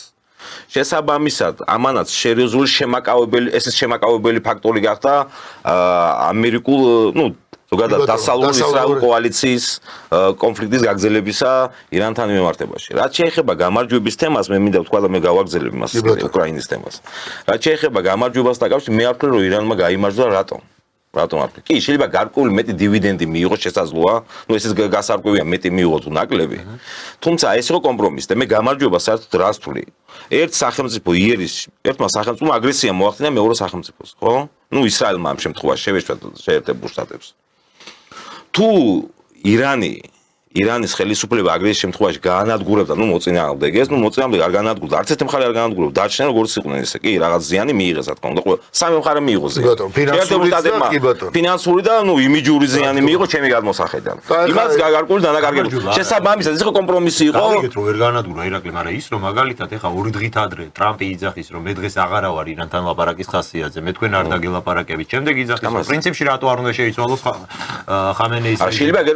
ამის მერე ერთ დღეში სწორედ შტატები არის ის ვინც იძახის რომ არა მშვიდობა მინდა მეგობრებო და ეს არ არის ირანისთვის გამარჯვება. ეს შეიძლება ტაქტიკურ გამარჯვებას კიდე ხსნირო ცოტა სხვა ომში გამარჯვება ცოტა განსხვავებული არის. ჩვენ როგორ გამარჯვებას ვერ მიაღწია მოწინააღმდეგე მის მიზანს. შეიძლება დასავლეთის შეერთებულ შტატებმა გარკვეული ტაქტიკური უკან დახევა და ამათ ტაქტიკურად მე არ გამოურიცხავ მომავალში. გოდიში რა დაგეხმარები. მაგარ გუნდს რო ეთამაშები რა. და ერთი კონსო აგებდა ბოლო ფსიქოლოგიურად შესკენა და კიდე დამატებით და პენალს უნდა გინიშნებენ მაგას თუ გულისხმობთ კი ხა ფიზიკურად ხა გამარჯვებული ღმერთო დაიხარო ამას გულისხმობთ თორე ხა მისდე და აქ ვერ გავიგოთ ბირთვული არის გამარჯვებული ვინ არის არ უნდა და მე არ გამოურიცხავ თუ ამ მეთოდებით და მექანიზმებით არ გამოუვიდათ, ცოტა სხვანაირად დაიწყო მოქმედება უკვე ქვეყნის შიგნით ელიტების გახლეჩვის და შესაბამისად შიგნით მოახდინონ ის გადატრიალება, რაც მათ ჩაფიქრებული ჰქონდა და ხელისუფლება შეიცვალოს. სხვათა შორის ხამენეიმ უკვე განცხადება გააკეთა, მზად არის, დაახლოებით არჩევს უკვე თავის, ასე ვთქვათ, მემკვიდრეს, რომელიც უნდა დაინიშნოს მის თანამდებობაზე. აირჩევს უბრალოდ ირაკლი მახსენა რეგიონალური, ანუ პუტინის განცხადება არარეგიონული ძალების არარეგიონულ ძალებზე და ახსენა ჩინეთის ფაქტორი. სულ ეხლა ხან ძალიან მალე ვიზიტი იქნება დაგეგმილი შეხვედრა 4 დღიანი პუტინის ჩინეთში. ლოგიკურია, ბუნებრივია, რომ ამას ყველა კაპაციტეტებით აკვირდება ხა. 4 დღე, არ ვიცი, რავი, ირაკი პოლიტოლოგი ხარ და რაღაცა 4 დღე ჩინეთში ჩასვლა. არა, მნიშვნელოვანი გასაგები მნიშვნელოვანი როგორია, მაგრამ თუ ტრამპს იმიჯი ეთულება ის რომ გამოვიდა და ხან ამბობს დავბობე და მე გამოვიდა და მაბადიეთ არ მინდა ეხა ის იმ სლენგით ვისაუბრო რაც ტრამპს მოუწია, ხო? პირველად თავისი კიდე არაორდინალობა შეიგინა გაცმა, ისე იყო გაბრაზებული თუ რა. ეხა მაშინ იმასაც ვიფიქროთ იმიჯი არ არის 4 დღე რომ პუტინი ჩადის ჩინეთში სიძინპინთან შესახვედრად. და თან ეს კონფლიქტია და არარეგიონალურ ფაქტორების ჩართვაზე იქნება საუბარი. როგორ ამერიკა ამას არ დააკვირდება? როგორ რა თქმა უნდა, იქ შეიძლება დაიწყოს საუბარი აი მომავალ ვაჭრობასთან დაკავშირებით. აი ჩინურ გამოვიდა რა ამერიკული მხარის თქვა საგარეო პოლიტიკით ევრაზიის კონტინენტზე გამოდის რომ ისინი უფრო მეტად და მეტად დაახლოვებენ რუსულ ჩინურ ალიანსს. სურდათ პირველ ეტაპზე ტრამპის ხელისუფლებაში მოსვლის შემდეგ გარკვეული გახლეჩვა და გარკვეული ბზარებს არ ვიტყოდი რომ ჩამოშორებოდა რუსეთი ამ იმასთან მიმართებაში რა ჩინეთთან მოკავშირეობას. გასაგების სიტუაციურ მოკავშირეები არიან, თუმცა მაინც მნიშვნელოვანია ამ ორი ალიანსის ამ პროცესში ვერ დაინახე შერმაგალითად ირაკლი იმის მცდელობა რომ რუსეთსა და ამერიკას შორის მოხდარიყო გარიგება და რუსეთი როგორც ფაქტორი აი ამ ირანის კონფლიქტში გულისხმობ რას თუ კარგად დავაკვირდებით მოვლენათა დინამიკას როგორც ჩანს მთავარი პროცესი შეთანხმდა სწორედ რუსეთში და მოსკოვში და რატო ბირთვული ობიექტების დაბომბვის შემდეგ, ანუ ამერიკის დარტყმის შემდეგ, ირანის ოფიციალური დელეგაცია ჩადისად მოსკოვში, არც პეკინში, არც რომელიმე სხვა ქვეყნის დედაქალაქში, ჩადის მოსკოვში, იქ ხდება რაღაცა მთელი დღის განმავლობაში შეხვედრების საუბრები და იქიდან წამოსულები ურტყავენ ამერიკის ბაზას. ეს და ამის შემდგომ მე გეთანხმებით იმაში რომ გარკვეული შეთანხმებული იყო ფაქტია რომ თუ რამე დაალაგდა მაგ ამბავში დაალაგდა მოსკოვში ხო ეგ ყველაფერი ეს რუსეთის სტატუს არ ზრდის ამ ყველაფერში და რაც ყველაზე უფრო მნიშვნელოვანია ეს არ მიუხედავად იმას რომ ამერიკა და რუსეთი არიან ამ შემთხვევაში ვინც არ უნდა თქვას რუსეთზე რაც არ უნდა თქვა რუსეთზე ხო ერთადერთი ფაქტი ეს არც ერთი სამხედრო ექსპერტი, პოლიტოლოგი, საერთაშორისო ურთიერთობებათა სპეციალისტი არც ერთი სოფლიოში ვერ ნახავთ, რომელსაც უარყოს ახლა რასაც მე ვიტყვი. ერთადერთი სახელმწიფოა რუსეთი, რომელსაც შეუძლია შეერთებულ შტატების სრულად განადგურება. ეს ვინმეს მოსწონს თუ არა და პირიქითაც შეერთებულ შტატებში. რამდენსაც გინდა ურთიერთშეკავების განახებ ის მაგას უარყოფს კი არა იმას. ხო, ეს საქართველოში. ეს საქართველოში. მე ნახე რამდენი ექსპერტი გამოჩნდება. საერთაშორისო ურთიერთობათა იმაში რა ქვია მეცნიერებაში აღიარებულია პოლიტიკურ მეცნიერებაში ერთადერთი სახელმწიფო ურთიერთშეკავება შეერთებულ შტატებსაც პირიქით შეუძლიათ რუსეთის მთლიანი განადგურება და რუსეთსაც შეუძლიათ. ეს არის ურთიერთშემაკავება, აქედან გამომდინარე აკავებენ ამ ბირთვული პოტენციალით ერთმანეთს. სხვა სახელმწიფოს ჯერჯერობით ყოველ შემთხვევაში არც რუსეთის განადგურება სრულად და არც შეერთებულ შტატების განადგურება სრულად არ შეუძლიათ. ეს გვინდა თუ არა. სწორედ ეს განაპირობებს ამან განაპირობა ის რომ პირველი სადაც გაიქცა და გაიქცა რა წავიდა შეხვედრაზე არაქჩი საგარეო საქმეთა მინისტრის იყო მოსკოვი. და პუტინის განცხადებას, ეხლა მინეს მოსწონს თუ არა, ეხლა ობიექტურად უნდა შევაფასოთ ხო სიტუაცია. თქვა, განცხადება გააკეთა არარეგიონალურ ძალების ჩართვასთან დაკავშირებით, ამან იქონია შემაკავებელი, ასე ვთქვათ, შემაკავებელი ფაქტორი გახდა შეერთებულ შტატების და ისრაელის. აი მეორე დღეს ყველამ დაიწყეს საუბარი უკვე იმაზე. და იმასაც თუ გავითვალისწინებთ, რომ ამერიკულ ბაზაზეც კი დაარტყმევინეს ირანს, რომ ორივე მხარე ცოტა ისე გამოსულიყო რა.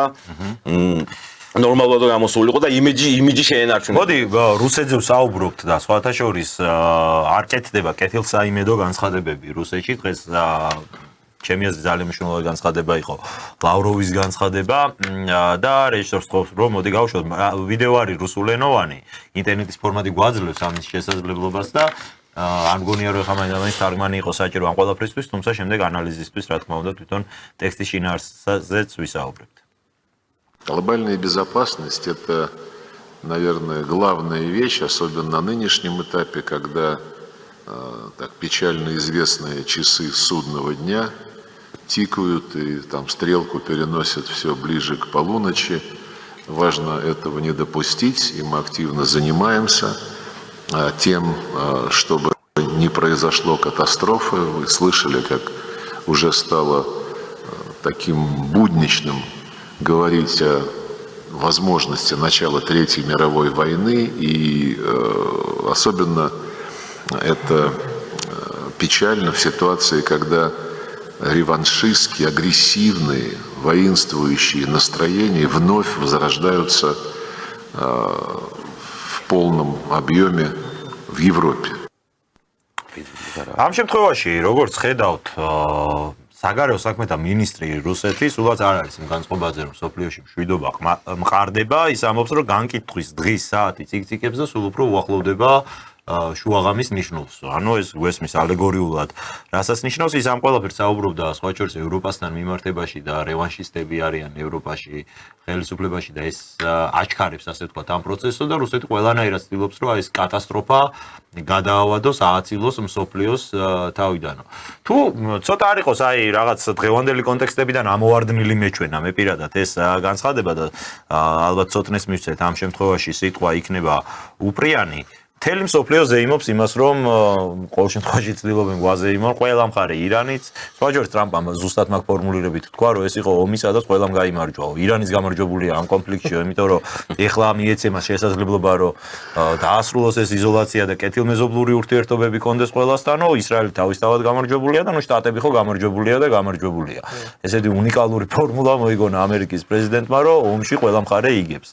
მაგრამ გვესმის რომ აი ლავროვის განცხადება სრულ დისონანსში არის ეხლა ამ განწყობასთან და ლავროვი რო საუბრობს რომ კატასტროფის საათი ახლოვდება, აბა რაზე არის მაშინ საუბარი, ცოტა გაუგებარი. აი რა ახსნა გვექნება ამისი. სხვა შორის აი უბრალოდ ვიტყვი რომ თვითონ კონფლიქტის დასრულებასთან დაკავშირებითაც ცნობილია რუსული მხარის პოზიცია, კრემლის განცხადებით, პესკოვის განცხადება იყო ეს, თუ კი ეს ზავი მართლაც იქნება გრძელვადიანი, ამაში მხოლოდ მისასალმებელია და ასე ვთქვათ, რუსეთი მხარს უჭერს შტატების ინიციატივებს. კი, ბატონო, არა, ნუ ტრამპი საოცარი ადამიანია, ცალსახად უნდა ითქვას, იმ ღამით ხა ყველა ნერვიულობდა, ყველა მოლოდინში იყო და რომ ნახე ანუ იმის შემდეგ რაც ირანმა პასუხი გასცა და დაიბომბა ქვია ამ სამხედრო ბაზები ამერიკული, ნუ გასვა არა მხოლოდ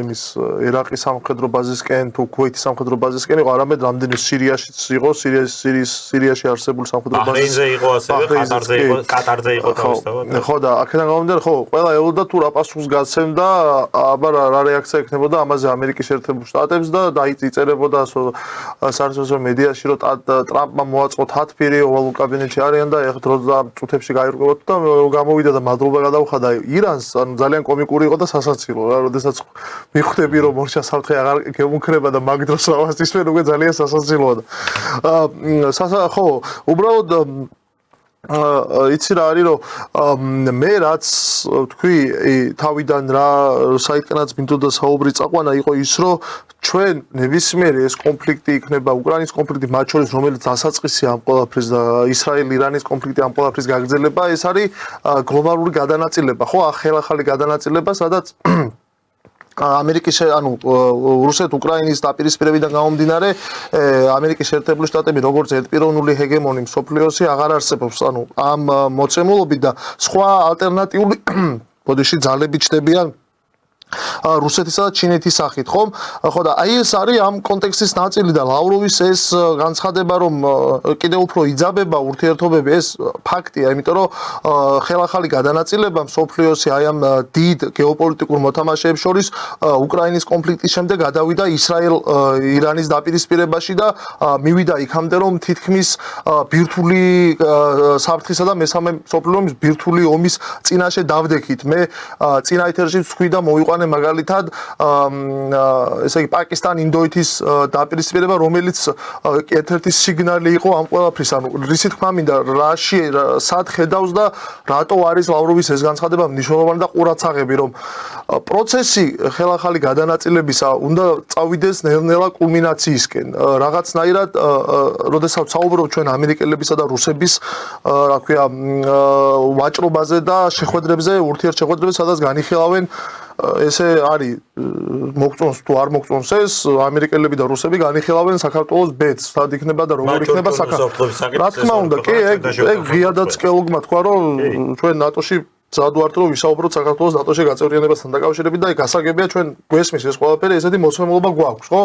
როდესაც ამერიკელები და რუსები ერთმანეთთან საუბრობენ, განიხილავენ უკრაინის, ირანის, საქართველოს ბედს, ასევე როდესაც მე რაც ახსენა ჩინეთში ვიზიტი, ესეც ხო მნიშვნელოვანი ის არის გენელი აქ რომ რუსები და ჩინელები მიუხედავად იმისა რომ აქვთ მათ განსხვავებული პოზიციები ბევრი საკითხებთან დაკავშირებით, მაინც რაღაცნაირად თითქოს პოზიციონირებენ როგორც ამერიკის იმ დასავლური სამყაროს ხო მეორე მხარე, რომელიც მას უპირისპირდება მიუხედავად შიდა განსხვავებისა, მათ შორის ბრიქსის სამიტი უნდა გაიმართოს სულ მალე და რუსებმა უკვე ხეს რომ მათი ერთ-ერთი მთავარი მიზანი არის ბრიქსის ასოციაციის უფრო და უფრო განვითარება, ხო?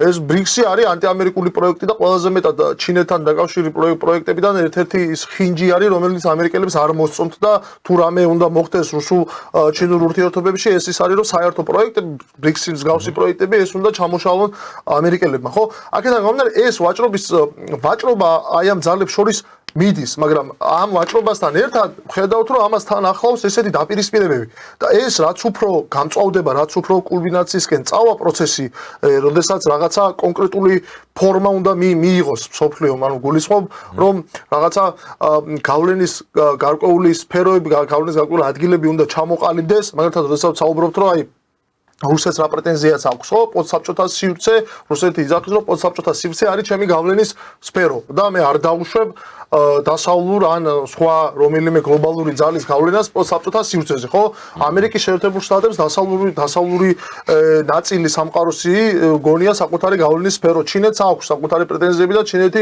ყველაზე უფრო მადიანი აღმოჩნდა ამ შემთხვევაში ამ ორ შორის, იმიტომ რომ მას აქვს ამის რესურსი, როგორც ეკონომიკური, ისე ტექნოლოგიური, რომ არა მხოლოდ ახლო აღმოსავლეთ აზიით შემოიფარგლოს, არამედ ის აფრიკაში და სამხრეთ ამერიკაშიც კი აქვს საკუთარი ფესვები გადგმული, ხო? აქედან გამომდინარე, როდესაც ეს ამას სახე უნდა მიიღოს. რჩება თუ არა რუსეთს გავლენის სფერო პოსტსაბჭოთა სივრცე, ეს უნდა გადაწყდეს. თუ რუსეთს ახლო აღმოსავლეთს ექნება საკუთარი გავლენები, თუ ცენტრალურ ევროპაში შეიძლება საკუთარი მიიღოს. ფორმა უნდა მიიღოს და კი, ხო, აი იმის თქმა მინდა და რაც უფრო კულმინაციისკენ წავა ეს პროცესი, ფორმის მიღების პროცესი, ხო? მით უფრო იმატებს ესკალაციის და დაძაბულობის ხარისხი, იმიტომ რომ ვიღაცებს გაუჭირდებათ საკუთარი პოზიციების დათმობა. თუ ამერიკელებს უნდა მოუწიოთ, რომ ცენტრალურ ევროპაში საკუთარი პოზიციები უნდა დათმონ, ეს შეიძლება ამერიკულმა ელიტებმა მიიღონ მძიმე და ესე ხელაღებით ვერ მოახერხონ. ამასაც საჭირო მაგალითად დაინახონ კომპენსირებისთვის რას იღებენ. ხო, ანუ გავალთ ახლა ჩვენ და აი ბატონო პუტინ მობრძანდით აქ და თქვენი გავლენა იქნება, ესე ლამაზად ეს ვერ მოხდება. ამის თქმა მინდა და ამიტომ ამ გაგებით მე ეს დავინახე, სხვა იმის ლავროვის ამ განცხადებაში და ამიტომ ყველაზე საფრთხილო, ყველაზე ჩვენ გვეგონა რომ აი საქართველოს რეალობაში რომ გადმოვიდეთ, ჩვენ ვთვლით რომ ყველაზე რთული პერიოდი გადავიტანეთ და გამოვიარეთ, ხო? აი უკრაინის კონფლიქტის დასაწყისი, როდესაც ისინი მთელი უკრაინა, მთელი დასავლეთი ცდილობდა ჩვენ ჩართვას იქ და რაღაც მეორე ფრონტი და გაისერნეთ სოხუმში, გაისერნეთ ცხინვალში, ის გონჩარენკო დეგენერატი რო ყავთ ერთი სხვადასხვა მაგარი ვიდეო ჰქონდა დღეს გვაქვს ეგ და სანამ დამთავრდება გავუშვათ და კიდევ ერთი არის მიშა, რომელიც უნდა გავუშვათ, მე მგონი ფუტბოლში მიშას ნახვევი მიშას ერთი აუცილებლად გავუშვათ და რომელიც აი გვიკვირდება ხო გეუბნებოდ ხან ცხინვალში გასერნებისკენ მოგვიწევთ ხან სოხუმში ეს გადავიარეთ, მაგრამ მე მგონია რომ ეხა რასაც უყურებთ ჩვენ და რასაც ვაკვირდებით კიდევ უფრო რთული ეტაპი იწყება, იმიტომ რომ თუ მანამდე დაპირისპირების ხაზი უშუალოდ უკრაინაში გადიოდა დასავლურ სამყაროსთან და ანტიდასავლურ სამყაროს შორის ჭყალებში და ანტიდასავლური, ხო? ეხლა ეს დაპირისპირების ხაზი უკრაინიდან სამხრეთ კავკასიაზე გადმოდის, ახლო აღმოსავლეთში გადმოდის და ჩვენ უშუალო მონაწილეები ვხდებით აი ამ დაპირისპირებისა და აქედან გამომდინარე კიდევ უფრო მეტი სიფრთხილე გვიწევს. ნუ ღელავ ამ საკითხზე, იმიტომ რომ ქართულ ერს გამოუჩნდა ხსნა ამ შემთხვევაში მე მინდა ვთხოვო რეჟისორს, აი რაც გვაგახსნილი ახლა ლეპტოპში ეს ფოტო ვაჩვენოთ ჩვენს ძვირფას ტელემაყურებელს. აი სისხლიანი ჯოკერი, რომელიც რას დიდ ისტორიულ პასუხისმგებლობას მე შემიძლია საქართველოს გამთლიანების, კავკასიის დიდი ერთიანობის საქმეში გადამწყვეტი როლის შეტანა. მიხეილ სააკაშვილი, საქართველოს მესამე პრეზიდენტი. მესამე და მუდმივი პრეზიდენტი. აი ეს რომ მართლა ახლა კიდე რომ ჩვენს გვიწევს ამის მოსმენა ნახო. მოსმენა არა, კაცო, ეს გასაშარჯებლად მინდა. გასაშარჯება კი ბატონო, მაგრამ თენგო შენ კარგად იცი ხო ეს პერიოდი ახლა და ირაკლი მიცის ცოტნე პატარა იყო, თუმცა ცოტნეს ოჯახმაც იცის კარგად. ჩვენ შეიძლება გაშარჟება იყო და გაშარჟება და ეს კაცი საერთოდ არა ადეკვატური გახდა. საზოგადოების დღემდე საზოგადოების მინიმუმ არ ვიცი 60-70% არის კიდე აი ძველ ემოციური მეხსიერება საერთოდ არის ყველაზე საშინელი და რა გაიარა და რა გაატარა. და კიდე მართლა როგორი მომთმენიერი ვარ, აი კიდე ვერ ხვდები რომ როგორი ვართ, ისე რომ არ ვიცი მე თუნდაც ამის ოჯახის წევრები რომ ესე დადიან მშვიდობით კარგად და არავინ არაფერს არ ეუბნება, ხო ეს კიდე რაღაცა კულტურის ნაწილია ჩვენი, მაგრამ აი ეს არის კაცი რომელიცაც აქვს საშუალება, ციხეშიც არ არის თან. აი იქ ეგდოს სადაც გდია.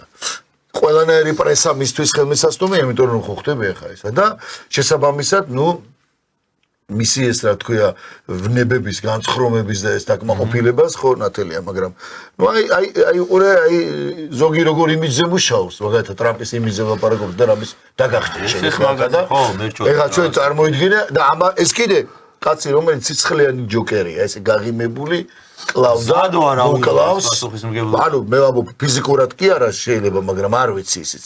მაგრამ უყურებს და დიდი სიამოვნებით გააგრძელებს იმას, თუ როგორ უნდა გადაუხადოს სამაგიერო, უდანაშაულო წესიერ ადამიანს, ქალს, კაცს თუ ბავშვს. ეს არის ეს კაცი, მე არ ვიცი.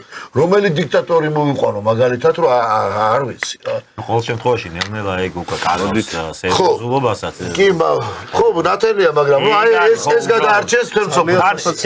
ეს ხო ძალიან სასაცილოა. ბირთვული დავეხსირების საფრთხე არის სოფლიოში და მიშარო ეს მედამედის კლინიკიდან. მე მგონი ხო აი ეგ მათ შორის ამ ხელისუფლების ერთ-ერთ საყდურად შეიძლება ისმის ხოლმე და ეგეც უნდა იყოს. რა თქმა უნდა ხო. ერთი ციხეში რო არ არის გავიგეთ, მაგრამ აი ეს რო რაღაცა ადამიანი ციხის არ ვიცი რაღაცა ხო შეიძლება შეესრულოს. გაზა ჩატაობს პირდაპირ და ფაქტურად ონლაინ რეჟიმში იხდის საჯელს, ეს არ არის ნორმალური. გეუბნები არა. ამერა შეიძლება ეგ. ვიღაცამ შეიძლება დღემდეც ეხლა და ჩვენ ეხლა ერთმანეთს ვიცნობ და იცით თუნდაც ჩემ კომისიაზე მისული თავარი მიზანი რა იყო, ხო 14 წელი გავიდა, მე 14 წელია.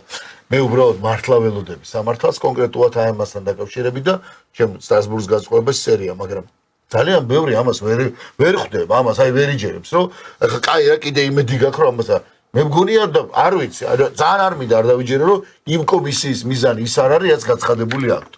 სხვა შორის ახლა ინფორმაცია არის რომ გახანგრძლივდა კიდე და ალბათ არ ვიცი, ალბათ მართლა იქითკენ იქნება რომ არგუმენტირებულად ამ კაცის დანაშაულის და იმ დანაშაულის რა ქვია დადგენას და ბრალდში მიცემას და დასჯას აღარ ჭირდება არავის მოსმენადაც. უბრალოდ ფორმა ასეთი და საჭიროა რომ აი ეს კაცი თავის რეჟიმით რომ საბოლოოდ გასტამართეს, მაგიტო ხდება თორე ძალიან კარგად იცის ყველა მინარი და რა არის. მეც მათ შორის ვარ ერთი, შეიძლება ვიღაცა მითხოს მოიცა რა, შებრიყო შენ ახლა ამდენი წელია და მაგას გაასამართებს უცნობა, მაგრამ კიდე ერთხელ ვამბობ, შემი მორალური, ზნეობრივი მე აქედან გამომდინარე პასუხისმგებლობაც მაქვს, რომ ესე მგონია და ესე ვფიქრობ, ამიტომ მივედი იქ და სხვა შორის ვილაპარაკე ძალიან ცოტა პირად რა ქვია ტრაგედიებზე და თუნდაც და ვილაპარაკე უფრო მეტი იმაზე საქმის მტკიცებულებებზე და იმ გადაწყვეტილებებზე, რაც ხალბატონმა თეამას სხვათა შორის ის რომ სტრასბურგის გადაწყვეტილებიდან სარგებლობდი მე და იმაზე ვაპელირებდი, სწორედ ეს არის. უბრალოდ ამ საზოგადოება იმსახურებს. მართლა ღმერთმა დაიფაროს რა ბირთვულ ომებზე ვლაპარაკობ და იმას ვაჩერებთ. ეხლა ჩვენ თუნდაც ჩვენი ამ ცდილობებით ხო რაღაც მშვიდობისკენ მიდივართ ეხლა. რა გახდა რომ საქართველოს მოსახლეობამ ამას ვერ გასცეს პასუხი. აი ამ კაცს მის თავიდან ბოლომდე რეჟიმს. იცი რა არის მე რა, ბაკ ეგ ერთი საკითხი არის, რაზე ჩვენ საუბრობ, რა თქმა უნდა და ჩვენც ვისაუბრეთ არაერთხელ უბრალოდ ესემა გადაღეჭილია ხელისუფლების პასუხისმგებლობა ამ ყველაფერში, მაგრამ ამ ყველაფერს აქ მეორე მხარეც რა არის, თვითონ სააკაშვილი როდის მიხვდება, რომ დაკარგა. არასდროს ხეში გამოდის კაცი, აი მაგრამ ონლაინზე. აი ისტორიულ პარალელი რო გავაკეთოთ, ერთი მაგალითად, რომ რაში უნდა მიხვდეს რა, შარლ დე გოლი ხო ვიცით ეს ფრანგიერის მეოცე საუკუნის უდიდესი წარმომადგენელი ის რომ წავიდა საფრანგეთიდან, როცა მოხდა ოკუპაცია საფრანგეთის და ვიშის მთავრობა დამყარდა და ამ შემდეგ ჯერ მისი წასვლა არის საოცარი ისტორია, რომ მან ოჯახი დატოვა ოკუპირებულ საფრანგეთში, არ ჰქონდა მათი უსაფრთხოების გარანტია, კი არა და დარწმუნებული იყო, რომ ოჯახს დაუხოცავდა ჰიტლერი აი ყველაფრის მერე, რასაც ის აპირებდა, მაგრამ ამის მიუხედავად ის გამოდის ბრიტანეთში გაიქცა ხო, როგორც ვიცით, ლონდონში და სთხოვს ჩერჩილს BBC-ს რადიოში დროს რომ მან მიმართოს ფრანგიერს. აფრთხილებს ჩერჩილი რომ შენ ამის გამო ოჯახს დაკარგავ იქ, იმიტომ რომ ჩაატარებენ რეპრესიებს ყველა ვარიანტში, ის ამბობს რომ მე ეს მესმის, მაგრამ საფრანგეთისთვის ამაზე მზად ვარ და BBC-ს რადიომ შარლ დე გოლს დაუთმო 4 წუთი. მეტი არა. 4 წუთი მისცეს პირდაპირ ეთერში და ამ 4 წუთში ამ უდიდესმა ადამიანმა მოახერხა რომ ანტიფაშისტური მოძრაობა დაიწყო საფრანგეთში და აი ეს ფრანგული ეს როგორ თქვა პარტიზანული მოძრაობა, წინააღმდეგობის მოძრაობა აი ამ 4 წუთიანი მიმართვით მოხოდა ადამიანო დღევანდელი ტერმინებით. სააკაშვილი გამოდის დღეში 7ჯერ ონლაინ რეჟიმში. მე მზად ვარ ავიღო პასუხისმგებლობა. მე მოვედი, მე ისევ მინდა. ჩემ უკრაინას. კაცი შვილი არ ყვება 50 კაცი არ გამოდის მაგის დაძახილზე 50 კი არა 5 კაცი აღარ გამოდის მაგის დაძახილზე ქუჩაში. აი, როდის უნდა მიხვდეს რომ დაანებოს თავი ამ ყველაფერს, უბრალოდ მოიხადოს ისაჯელი რაც აქვს მიჟილი და რაც კიდე ძალიან ცოტა არის ხო იმასთან შედარებით თვითონ ხო იცის რაც აქვს დაშავებული. აი, როდის დადგება ეგ მომენტი, როდესაც სააკაშვილი მიხვდება რომ ის აღარ არის აქტუალური ამ ქვეყნის პოლიტიკაში და უბრალოდ დაისვენოს დაგვასვენოს ჩვენც და მისცეს ქართულ პოლიტიკას იმისი შესაძლებლობა რომ განვითარდეს ეს პოლიტიკა გამოჩნდნენ ახალი აქტორები ახალი მოთამაშეები ვინც მართლა აიღებს პასუხისმგებლობას პოლიტიკურ პროცესზე და ვინც მართლა რაღაცას შეცვლის თორე აი დაჭაობდა უკვე ხო აღარ შეიძლება და კიდევ თავარი საბოლოოდ გაიწმინდონ მისიანებითაც ნებისმიერი ხელისუფლება ვიც მომავალში მოვა და ეს ხელისუფლება გარდაუვალი პროცესია ხდება ანუ ამაზეა საუბარი შენ ახლა მიშა უარესად გააგიჟე რომ იცოდე ის სხვანაირად გაიგებს შენ შარ დე გოლეს მაგალითად რაც მოხდა ეგავა რომ უარესად გააგიჟე მიშა ეხლა კიდე ერთი ხო ამის ასევე ხო ეხლა ეს კაცი მაგას რა რადიოში დამithმე და რა იმაზე რა მოწოდება კაცი დედასთან ერთად მანიკაშას ჭამდა ხო აი და მანიკაშას ჭამდა მართლა მანიკაშას ჭამდა უტრირებული შედარება იყო არა ხო უბრალოდ არა შეშობული ვარ ეხლა ჩვენი თემა მაინც ის არის მაგრამ ამაშიც რო იჭირება ამაზე ვგიჟდები რა ვირტუალ კატასტროფას გავაჩერებო ვირტუალ კატასტროფას საკუთარ ქვეყანას მოუწყე შენ აქ და კიდე როგორ ხარ მან და მე და მაგ კლინიკაში როგორ აი არ ვიცი რა არ პირადად აი მართლა გეუბნებით აი პირადად მეც აი ცალკეც მქონდა საუბარი ადამიანებთან რომ აი ყველაზე მეტად რაც არის აი ცინიზმი და ჩვენი დაცინვა ვინც გავიარეთ წირედი მაინც რომ ეს კაცი ხა იქ არის მიშა სააკაშვილი სავადმყოფოში იხდის სასჯელს მაღალი კვალიფიცირებული ექიმებისგან ქვეშ და იქიდან კიდე ჩვენ გვამონათებს და გვემუქრება და როცა პირიქით უნდა იყოს მიხეილ სააკაშვილი და მისი დედა უნდა უყურებდნენ ციხიდან თუ როგორ მიდის გადის რეაბილიტაციას მაგალითად მაკორატიანის მეუღლე რაც იმ გოგომ მოყვა იგივე სხვა დანარჩენების არ ვიცი მე რომელი საქმეც გინდა სანდრო გირგულიანის ოჯახის წევრი ვის დარჩა ერთი კაცი დარჩა გურა ნებისმიერი პირიქით უნდა იყოს გაიგე პირიქით და ის უნდა იხდიდეს ამ ფულს და კიდე რამდენი ადამიანი და ბექაური მაგალითად 15 ივნისს დღესაც ადამიანი რამის შემომოპირია უბრალოდ რა აი ჩაულებრივად არის შემომოპირი უბრალოდ ეს რთული გახდა რომ მიანიჭო დღეს ეს სტატუსი ადამიანს რომ რაღაცა პრივილეგიებით ისარგებლოს აი იმას უნდა უვლიდეს ეს და მისი ოჯახი და ჩვენ რას ხედავთ დედას ხელგამოკიდებული ეს მაპატი და ქვეშაჯუია კაცი მანიკაშას ჭამს დედამისთან ერთად და ეწევა აფუილებს რაღაც სიგარეტს ნო ეს არის და ბოლომდე გეუბნები აი ბოლომდე მჯერა რომ ეს იქნება რომ რაღაცა ეს მოხდეს და სხვა შემთხვევაში არც ერთ კომისიასთან არაფერს აზრი არ აქვს სა მოდით მე ამას დაუკავშიროთ ელიტების თემას დაუკავშიროთ მაშინ ძველი ელიტა რომელიც ახლა იმაშია ციხეში ლიდერი ერთი ძველი ცოტნე ძალიან საინტერესო საკითხი წამოწია ახალ გადანაწილებასთან დაკავშირებით ლავროვის თემას მოაყოლა და სამხრეთ კავკასიას აი მეც ვეთანხმებით ცოტნეს იმაში რომ გლობალური ომის წარმოება დღევანდელ ვითარებაში ამ ტექნოლოგიური პროგრესის და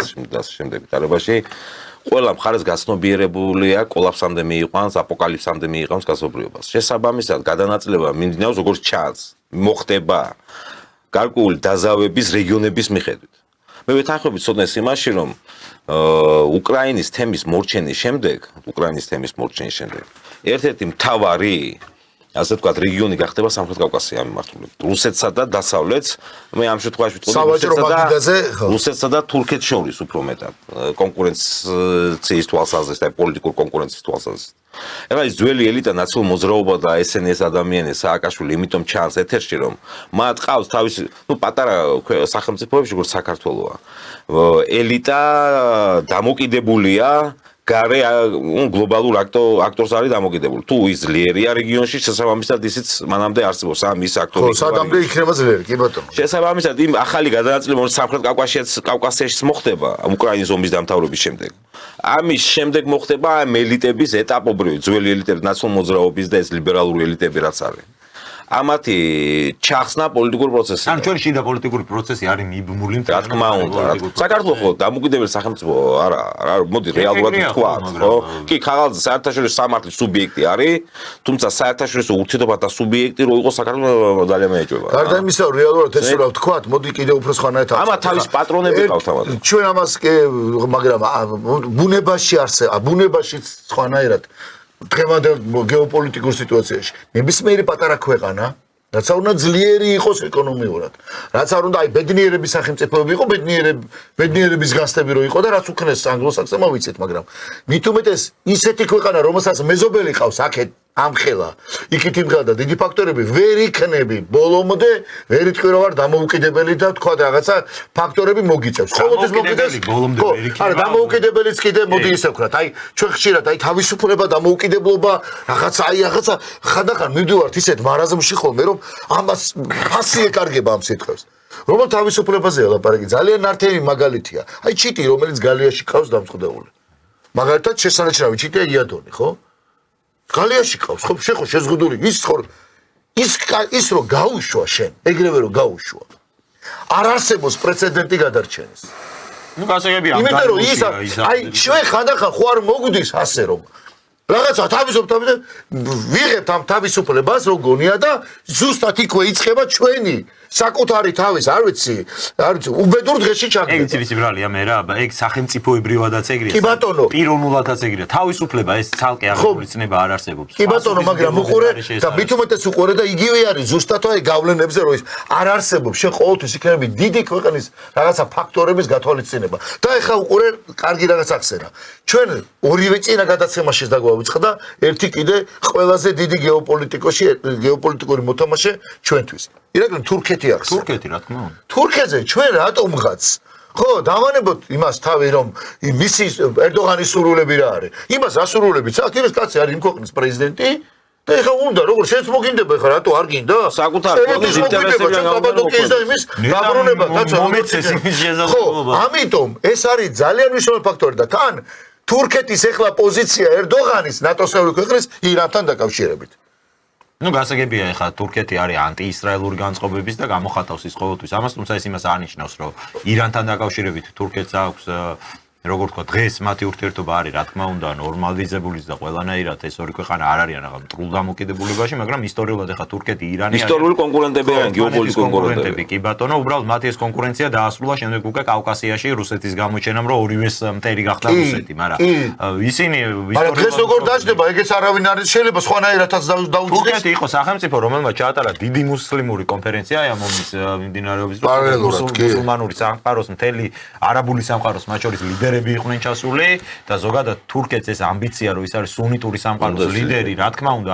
აქვს იმიტომ რომ საუკუნეების განმავლობაში სწორედ ოსმალეთის იმპერია იყო ხო მთლიანად აი ამ სუნიტური სამყაროს გამაერთიანებელი ძალა და აი დღეს როდესაც მაგალითად უკვირთ ხოლმე რომ ჩვენ ვსაუბრობთ თუნდაც იმაზე რომ შეიძლება თურქეთს კონდეს გარკვეული როგორ თქვა ექსპანსიონისტური სურვილები თუნდაც ან იმპერიალისტური სურვილები ეს ჩვენ ამ ქვეყნის დასაკნინებლად კი არ ვამბობთ ამ ყველაფერს ან რაიმე ისე დიდ საიდუმლოს კი არ ხვდით ფარდას საუბარი არის ქვეყანაზე რომელიც 1000 წლის განმავლობაში იყო სოფლიოს უძლიერესი იმპერია სამ კონტინენტზე გადაჭიმული რომლის გარეშედაც აი ბუზი ვერ დაფრინავდა ვერც ევროპაში, ვერც აზიაში, ვერც აფრიკაში და ეს იყო ამხელა სახელმწიფო, რომელიც შემდეგ დაიშალა და დღეს გასაგებია რომ არის რაღაც რეგიონული სახელმწიფოს მასშტაბამდე დასული, მაგრამ რა თქმა უნდა ეხლა ქვეყანა რომელსაც 1000-ლოვანი ისტორია აქვს ასეთი იმპერიალიზმის, დღესაც ექნება მას მსგავსი მიდრეკილებები. ამიტომ როცა ჩვენ ვსაუბრობ და მომავალშიც ვისაუბრებთ ხოლმე რომ რაღაცა გარკვეული საფრთხეები შეიძლება არსებობდეს მათ შორის ჩვენ რეგიონში თურქეთის მხრიდან ეს არ გულისხმობს იმას რომ კონკრეტულად რაღაც საქართველოსში ჯარ შემოიყვანს თურქეთი ან რაიმე მსგავსი ერთი ამის პრეცედენტიც არის ეხლა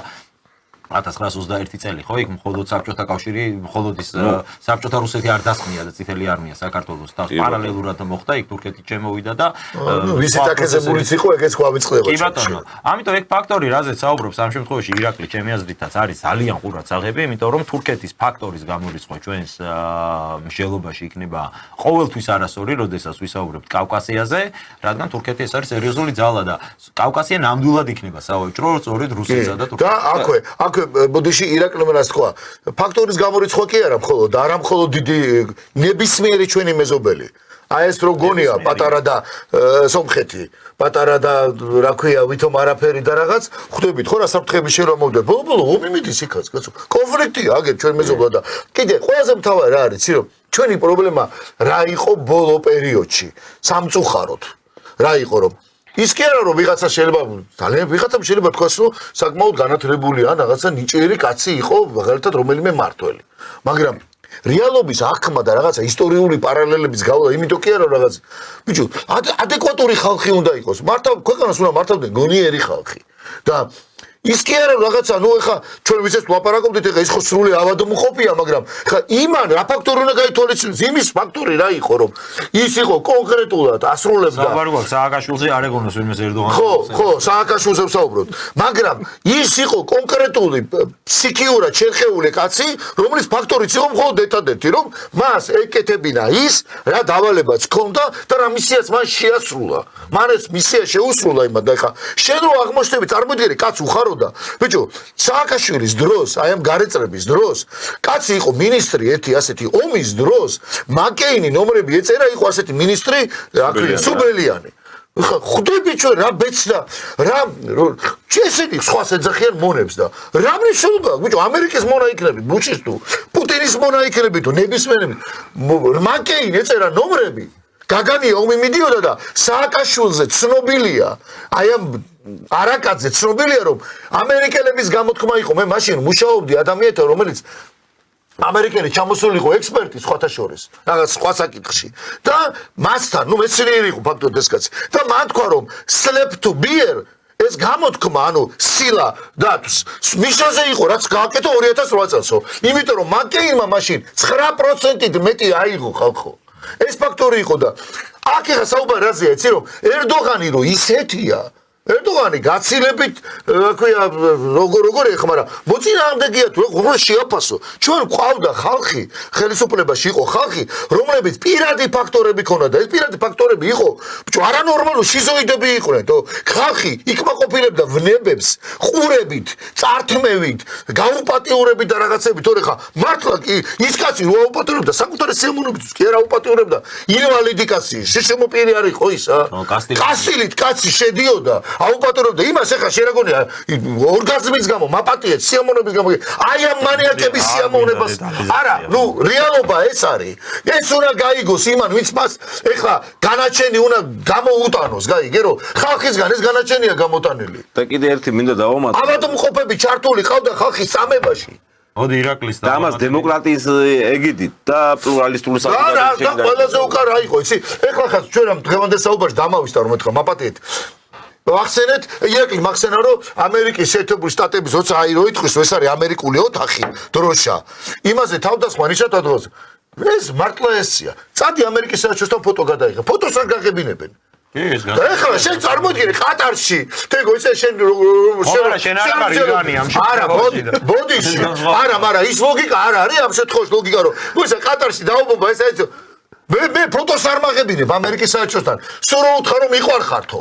ფოტოს არ გაღებინებს და იქ დავისა დაუბომბა და არაფერს არ ნიშნავს. მოიც ასე ვთქვათ, წარმოიდგინე შენ რომ დონალდ ტრამპმა შეგითანხმო შენ რომ მიდი გინდა ფოტო გადაიღე მაგ საელჩოსთან და გინდა რაკეტა ესროლო მაგ პოზიციაზე რომ მივალთ ნეტა კიდე აქ ვიждეთ ჩვენ. ნუ ირანი და მე ასევე პირველივე შეთანხმებას გავაჟღერე პირდაპირ ეთერში ჩვენთვის არის ყველაზე მთავარი მნიშვნელოვანი, იცი რომ ეს იყოს და ანტიამერიკული განწყობები, ანტიევროპული განწყობები ყველაფრის თავი და თავი არიან ზუსტად ის ევროპელები და ამერიკელები. უმრებს მივცეთ ლაბარაკის საშუალო მე მარტო მეც ეხლა სადაც ამდენი ვთქვით 2-3 სიტყვით ვიტყვი რომ ქართული პოლიტიკური ელიტის საუკეთესო სახე ჩემთვის არის აი ამ ხრივ ამ კონტექსტში რაზეც ჩვენ საუბრობ ზურა ჯაფარიძე ადამიანი რომელიც ნუ ეხლა ციხეში არის და მე საერთოდ ესეთი პრინციპი მაქვს და ჩემი აზრით ორი პრინციპია რომ არ უნდა ისაუბრო გაჭირვებაში მყოფ ადამიანზე შეიძლება ნეგატიურად როდესაც მას თეორიულადაც არ აქვს იმისი შანსი რომ გიპასუხოს მაგრამ ეს იყოს გამონაკლისი ზურა ჯაფარიძე ჩემთვის არის ამ ქართული მონაპოლიტ ელიტის სიმბოლო იმიტომ რომ ის იყო ადამიანი რომელიც მაგალითად ყოველთვის გამოდიოდა ტელეეკრანზე თავზე ხურა FBI-ის კეპი უცხო ქვეყნის სპეცსამსახურების კეპით გამოდი. ეს იმას კი არ გულისხმობ, რომ სპეცსამსახურებში დასაქმებულია, მაგრამ ამის დემონსტრირებას ახდენს პოლიტიკოსი. უცხო ქვეყნის სპეცსამსახურებს უწევს რეკლამას ყოველდღიურად ეთერში და. ზურა ჯაფარიძე არის კაცი, რომელიც დემონსტრირებას ახდენს თავისი მხოლოდ მაგის. არა მხოლოდ მაგის არის და აუცილებელი. ამით ახდენს თავისი ორიენტაციის დემონსტრირებასაც ალბათ იმიტომ რომ სხვა შემთხვევაში ვერავინ ვერ ხსნის ყოველ რატო შემთხვევაში უნდა მე ჩაიხადო შარვალი და მაპატიე და უკანალე აჩვენო ვილიამ ვოლასის პაროდია გააკეთა. ვილიამ ვოლასის პაროდია სანამ მივა მაგამდე იქ სხვანაირად ყვიროს ეხლა სადაც არის მაგრამ იქ იყვიროს ეხლა ფრიდომ ოღონ ჩახტირი თუ არის მას არ ურჩევ რომ ჩახტირმა იარო მე ამ მიზნით არ წარმომისწია არა, საუბარი მესმის, მაგრამ. მე უბრალოდ ვერ წარმომიდგენია ნორმალური განვითარებული სახელმწიფო აი რომელიმე ფრანგმა გერმანელმა ბრიტანელმა პოლიტიკოსმა გააკეთოს ეს რომ მუდმივად წლების ერთხელ და ორჯერ და შემთხვევით კი არა წლების განმავლობაში დემონსტრაციულად უცხო ქვეყნის სპეცსამსახურების ეკიპირებით გამოდიოდეს ტელეეკრანზე და ეს იყოს მისთვის რაღაცა ეს იყოს მისთვის დივიდენდის მომტანი მე სხვაჯერ ზეთი რამ მოდი ისევ ვთქვათ რა მე აგერ ჩვენ მეგობარი ჩვენ მეგობარი ჩამოუტანე ძალიან კარგი კეპი SSR-ის ანუ და წარმოიდგინე ის ხო ამასთან მე ესე განა იმიტომ რაღაც ჩვენ რო ეხა SSR და ცოტა ჩამოუტანე საჩუქრად ხოლმე მეგობრი შენს გაჩუქე ცალი და შენს რაღაცა კომპლექსი აიკიდე არ გასწოს ხო არა გესმის ხო და მას ემთა დაიფარე თქვენი რას გაჩუქე ჩვენ ხო მოგწონს დაიფარე ეხოს მადლობა როგორც ზურა ჯაფარიძის არ მომწონს მე ისევე არ მომეწონება ცოტნე მარღიას არა FBI არ არის SSR-ია სამსტოდ კავშირი დავის კგბ-ს კუდით რო დაჯდა კგბ-ს კუდით ხო არ გეუბნები ჩამოგიტარეთ მე საერთოდ არ ჩამოგიტარა კგბ-ს კუდით ბატონო ეს იყო მოქალაქე სამსტოდ კავშირის იქნებოდი ვიყავი კი მოქალაქეა დაბადებული მე-საბჭოთა კავშირში 99 არა ვიზიტ პასპორტს მოესწარი ხო პასპორტს მოესწარი კი რომ მოქალაქე ყოფილა არა მე ამ შემთხვევაში მხოლოდ დაბადების მოწმობით ვარ ზუსტად ერთი წელიწადში შენ ეგეც არა არა მე დამოკიდე კარგით ხო კაი რო არ ავსეთ მოდი თემას თუმცა ხო გვაქვს დრო და ანუ სტუმრებს ისი რა არის მეგობრებო ალბათ მოდი ცოტნეც ახალი განცხადება კი ტრამპის ახალი განცხადება გვაქვს ნუ ისაუბრა ხო სამიტი იყო სხვადასხვა თურქეთი რახან ახსენე 2022 წელს ნატოს სამიტი თურქეთში იმართება რაც ესეთი მნიშვნელოვანი ფაქტია ალბათ ნატო და ზელენსკის ვიდეო არ დაგვავიწყეს რა უპიჯაკო კი ბატონო ხო და აი ტრამპი იმასთან დაკავანუ ზელენსკისთან შეხვედრაზე ანუ არ მაინტერესებდა მე ომის შეწყვეტის საკითხი უბრალოდ მაინტერესებდა როგორ ქონდა მას საქმეებიო რაღაცა ეს როგორ იყო ზელენსკიო ეს როგორ იყო ანუ ტრამპი ზელენსკი შეხვდნენ ერთმანეთს ძვირფასო მაყურებლებოდა საუბარი იყო იმაზე რომ ისაუბრეს თუ არა მათ ცეცხლის შეწყვეტის ინიციატივაზე და ამაზე ტრამპის პასუხი იყო რომ ეს ცეცხლის შეწყვეტაზე ზელენსკისთან არ მისაუბრეო უბრალოდ მოვიკითხე მაინტერესებდა როგორ იყო ცოცხალი იყო თუ არა ხო ამაზე საუბარი ისაუბრა პუტინთან ანუ თქვა რომ გვექნება შეხვედრაო პუტინთან ან სატელეფონო საუბარი იქნება ან შეხვედრა ზუსტად არ ვიცი და არც თარიღს არ ასახელებს მაგრამ ერთი რაღაცა მენიშნა მე რაც ტრამპის განცხადებაში პუტინთან დაკავშირებით ჩანს მანუ ეჭვი არ მეპარებაო რომ კონფლიქტის მოგვარება უნდა უკრაინაშიო ეს ერთი და მეორე შესაძლოა პუტინსო აქვსო ტერიტორიული ამბიციები უკრაინის საზღვრებს მიღმაც აი ეს როგორ შეიძლება ის გავიგოთ რომ არ ვიცი კიდევ ომს უნდა კიდევ არიო სახელმწიფო მაშინ აღმოსავლეთ ევროპაზე თუ საუბრობს არ ვიცი შეიძლება რეაქცია იყოს პუტინის განცხადებაზე რომ სადაც რუსი ჯარისკაცი ფეხს დადგავ ჩემი შეიძლება ამას პასუხო იცი რა არის მაგრამ არ გაუჭირდებოდა მას პირდაპირ ესე თქვა არა მე ვფიქრობ შეიძლება სულაც არ იგულისხმება ეგ სამხრეთ კავკასია არის მიმართულება რა სადაც შეიძლება პუტინს ასევე კონდეს განცხადებული ამბიცია ამ შემთხვევაში შეიძლება ზუსტად ჩვენ გვეხებოდეს ეს განცხადება მე გეტყვით რა თურქეთის პოზიციას თქვენ განაცხადა რა ინტერესები აქვს საიდან ჩანს რომ ინტერესები აქვს თურქეთს აი თუნდაც პაშინიანის ვიზიტი თურქეთში თქვენ წარმოგიდგენია თურქეთის პრეზიდენტი ჩადის სომხეთის პრეზიდენტი თურქეთში შეხვედრაზე იყო ესეთ ფაქტი იყო ნამდვილად ჩანს და სხვადასხვა ისინი წაუგითხე წყაროებიდან ინფორმაციები და ეხლა ვაშინგტონში მიემგზავრება სექტემბრის თვეში და შემდგომ უკვე ბაქოში იქნება შეხვედრა წყაროებიდან გამომდინარე და მიდის საუბარაზე პირველი კონფლიქტის მოგვარება საბოლოო ხელშეკრულების დადებაზე და შემდგომ გიუმრიდან რუსული ბაზის გაყვანაზე ამ თემებზე იქნება საუბარი. შესაბამისად, ამბობ რომ სამხრეთ კავკასია რუსეთსა და თურქეთს სამხრეთ კავკასია იქნება რუსეთსა და თურქეთს შორის სერიოზული დაპირისპირება, კონკურენციის, გეოპოლიტიკური კონკურენცია გამოიღო და არ დავძაბოთ სიტუაცია. ხო, ისტორიაც ერთი და მეორე. მე ვფიქრობ, ამ პროცესში უმთავრესი არის ირაკლი და ალბათ იმედი მაქვს დამეთანხმები, აი ეს შეკითხვა მექნება პრინციპში ალბათ ბოლოსკენ შენთან, რომ ჩვენთვის რამდენად მნიშვნელოვანი იყო აი ეს კონფლიქტი, ირან-ისრაელის კონფლიქტი, რომ დასრულდა ისე, თუ დასრულდა ისე, როგორც დასრულდა, რა იქნება ამ კონფლიქტში, ამ ზავის, ასე ვთქვათ, გრძელვადიანობის გარანტი რა შეიძლება იყოს. ეს არის და რა იქნება ის მოცემულობა, როდესაც ეს ზავი დაირღვევა. ეს მე ვფიქრობ, ჩვენ განსაკუთრებით რატომ უნდა გვაინტერესებდეს, ამასაც ვიტყვი ძვირფასი მაყურებლისთვის, ვინმეს რო არ დარჩეს შთაბეჭდილება, რომ ჩვენ ახლა მაინდა-მაინც ან ირანის, ან შეიძლება რომელიმე სხვა ისრაელის ან რომელიმე სხვა ქვეყნის ბედი კი არ გვადერდებს. ფაქტი არის, აი რუკაზე ხშირად იდებოდა ამ ომის განმავლობაში, რუკა როგორ არის ქვევით დანთებული ცეცხლი ირანში, როგორ არის ზევით დანთებული ცეცხლი რუსეთში და აი საქართველოს ეს დერეფანი როგორ არის ამ შემთხვევაში მართლა მშვიდობის ერთადერთი კუნძული ამ რეგიონში და თუ ეს ომი მართლაც გადავიდა ცხელ ფაზაში, ადრე თუ გვიან ეს ზავი დაირღვა და კვლავ დაიწყო იქ სამხედრო მოქმედებები, ერთი რაც დაზუსტებით ვიცით, რომ რუსეთი ამ კონფლიქტში იქნება ჩართული და მეორე ახლა რაც ალბათ მეორე კლასის გეოგრაფია არის და რაც ვიცით, რუსეთსა და ირანს შორის დერეფანი ვართ მხოლოდ ჩვენ, ანუ რუსეთი ამ კონფლიქტში თუ ჩაერთვება, საქართველოს პირდაპირ ცეცხლის ხაზზე აღმოჩნდება ამ შემთხვევაში. ყველაზე ახლოს ვართ კონფლიქტთან. ამიტომ ჩვენთვის არის უმნიშვნელოვანესი გქონდეს ზუსტი პროგნოზი, რატომ იქნება თუ არა ეს ზავი ისრაელსა და ირანს შორის გრძელვადიანი და თუ არ იქნება რა უშლის ამ ყველაფერს ხელს. პერიოდულად იქნება ესკალაციები, საერთოდ ამ კონფლიქტის მოგვარების სამი მოდელი არის ჩემი გადმოსახედიდან. პირველი, ან ირანი ამ სახით, თეოკრატიული სახით უნდა გაქრეს. ეს ერთი, მეორე, ან ისრაელი როგორც სახელმწიფო უნდა გაქრეს და მესამე, ირანმა უნდა შექმნას ბირთვული იარაღი. რათა ეს არსებული ბირთვული დისბალანსი დააბალანსოს. სხვა შემთხვევაში ესკალაცია მოხდა პერიოდულად დაძაბვა ომი. აი ხა თუ დადასტურდა რომ მართლაც არ განადგურდა ირანის პროგრამა, ვირტუალური პროგრამა და მხოლოდ რამდენიმე თვით შეფერხდა.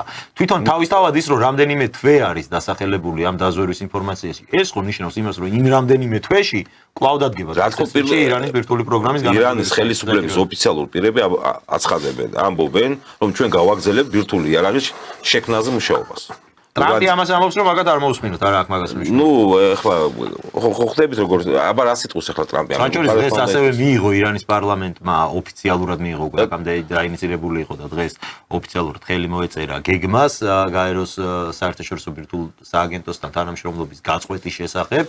და მხარდაჭერა მიიღო რუსეთისგან სხვათა. რაზეც მიიღო მხარდაჭერა რუსეთისგან, ბუნებრივია რომ ეგრე მოხდებოდაო, იყო ესეთი განცხადებები გაკეთებული, ასე ბაღდადშიც იყო სხვა შორის ერაყში იგივე შინაარსის განცხადებები გაკეთებული.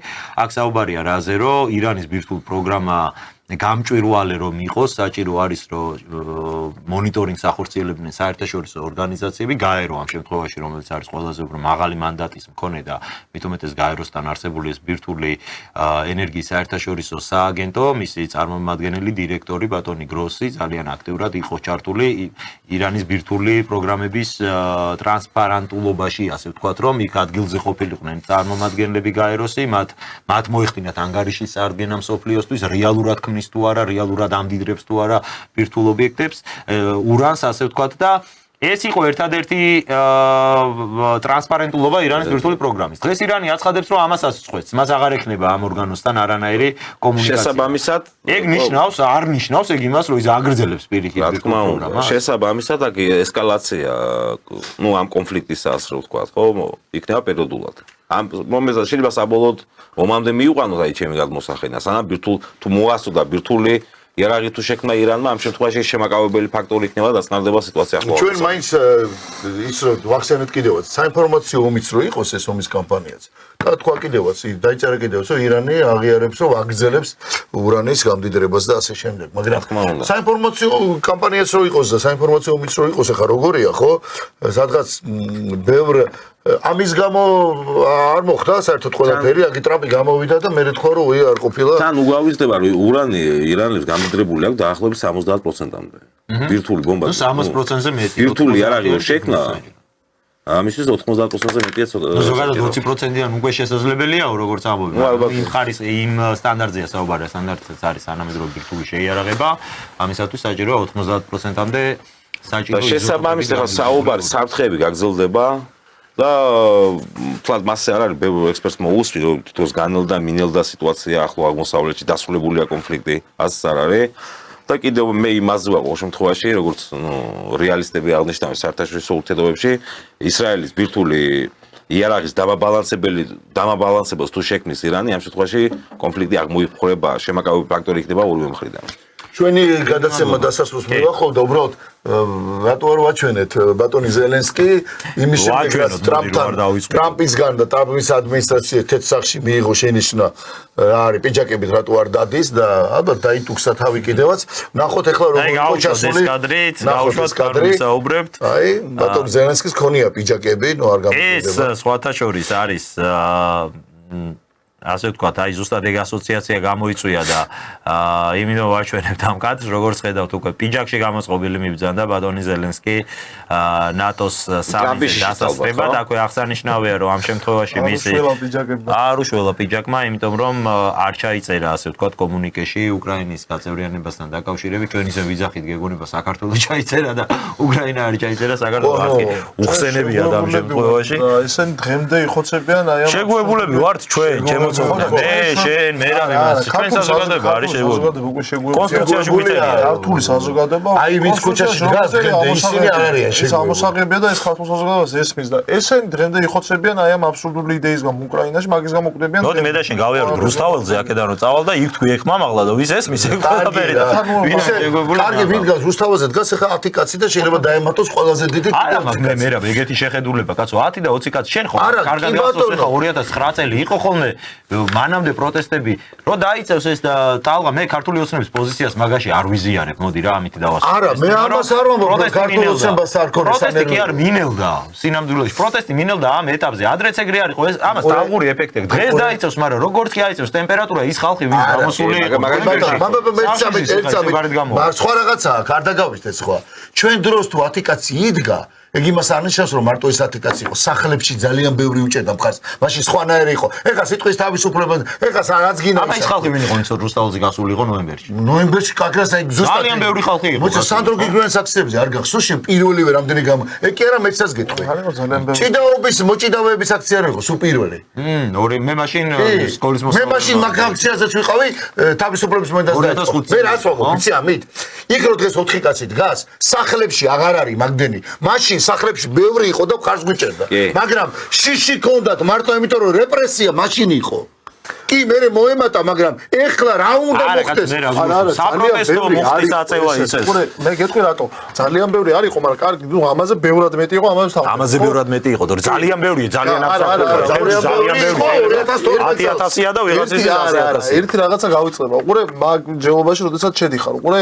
გეოპოლიტიკური სიტუაციები ისე იცვლება და ისე ვითარდება ჩვენს გარშემო გამოდის იგივე ამერიკის შეერთებული შტატების წარმომადგენელი პუტინთან მოლაპარაკებაში და იძახის რომ ის ვაჭრებს საქართველოს ნატოში ამას უყურე ეხა იქ ვიღაცები არა მომისმინო 2-3% აღარ გავლენა ძალიან დიდი შენ როგორც პატიოსანი ადამიანი და წესიერი ადამიანი ამ შემთხვევაში საუბრობ შენი პოზიციიდან რომელიც ხარ ინფორმირებული რომელიც ეცნობი ახალ ამბებს რომელიც გაიცნო ისინი იმიტომ ეძახი იმ ბაბას ნაციონალურ მოზლობა რატო წავაგეთო ომიო რას ამბობისა ომი კი არა და არჩევნები რატო წავაგეთ ფაქტობრივად ომი იყო პრინციპის ამბობისა რატო წავაგეთ არჩევნებიო იმიტომ რომ გაგვყალბეს არა როდესაც უფრო ღრმა არ არის შედიოდნენ ერთმანეთთან რა იმიტომ რომ ქართულმა ოცნებამ აი ომის შესახებ აბა ომი გინდათ პროპაგანდა სწორად აწარმოაო და ისე მიიტანაო საზოგადოება ჩვენ ამის აპირისპირო ვერაფერი ვერ თქვითო ანუ თვითონ ასე ორი პოზიცია ქონდა ხო და უყურე ეგ მუშა ეგ რამდენმა გაიგო მე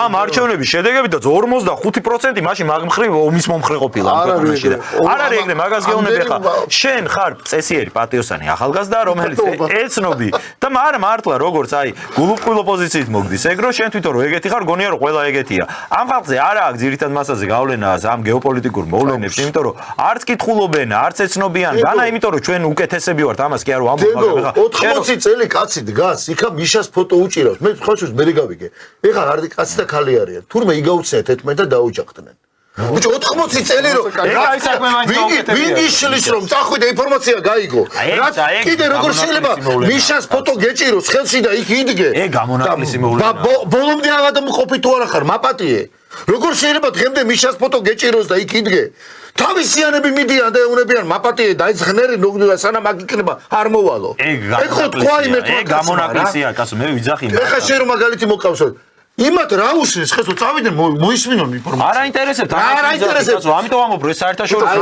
მოვლენები. არ ახდენს განათლებული თაობა, რომელიც როგორ არ ინტერესებს ხელოვნური ინტელექტია პრობლემა ჩაწერა და ხელოვნური ინტელექტი გეტყვის დღეს რომ მიშა ვინ არის.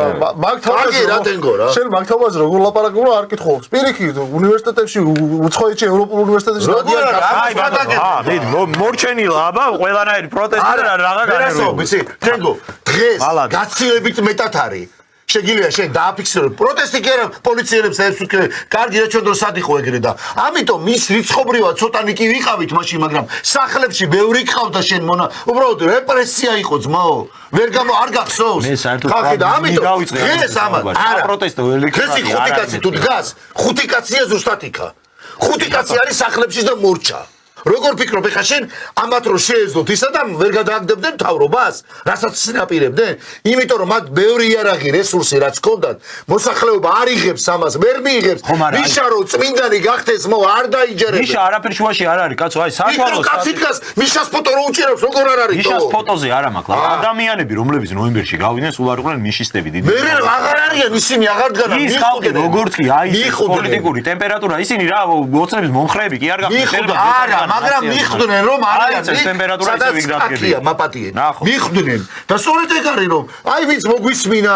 წაიკითხან მეგობარი ნახა მიხდნენ რომ იქ იდგნენ პოლიტიკოსები და ისე მიშა ღმერთმა ქნას ეგრე იყოს ჩემო მერაბ მე ძალიან გამეხარდა სხვა შემთხვევაში ხუთი კაცი აღარ იდგება არა ერთი რაღაცა მინდა გითხრათ აი ესეთი გეოპოლიტიკური ცვლილებები მიდის ის რუსთაველს არ დაინტერესებს არავის არ დაინტერესებს შოთა რუსთაველის უნდა გვახსოვდეს თვითონ რუსთაველი ჩვენი რეჟისორი ყურში მეუბნება რომ აი საათ ნახევარი რომ მოგეცითო დღესო ასე მიფასებთ რომ გადააწილეთ კიდე ბოდიში ჩვენს მაყურებელსაც და მსმენელსაც მოკლედ დიდი მადლობა რომ იყავით ჩვენთან ერთად ნუ ვფიქრობთ ალბათ ესეა. ნუ ხო ხედავთ თქვენ თორასო ბევრ ამაში ერთმანეთშიც ვერ თანხმდებით ვიღაცა მართლაც ამათ უნდა ანდო მე ქვეყანაო. ჩვენ არ გვაქვს პრეტენზია რომ პოლიტიკაში და კონკრეტულად რაღაცა თანამდებობებზე ვიყოთ. რავი, ვცდილობთ სადაც საიდანაც მაუწყებლობთ ახლა სადაც ვლაპარაკობთ რომ ჩვენ ქვეყანას, ჩვენ სამშობლოს კეთილსინდისიერად ვიმსახუროთ და რა ვიცი, ჩვენ არ დაგვიჯერეთ მართლა გადაამოწმეთ.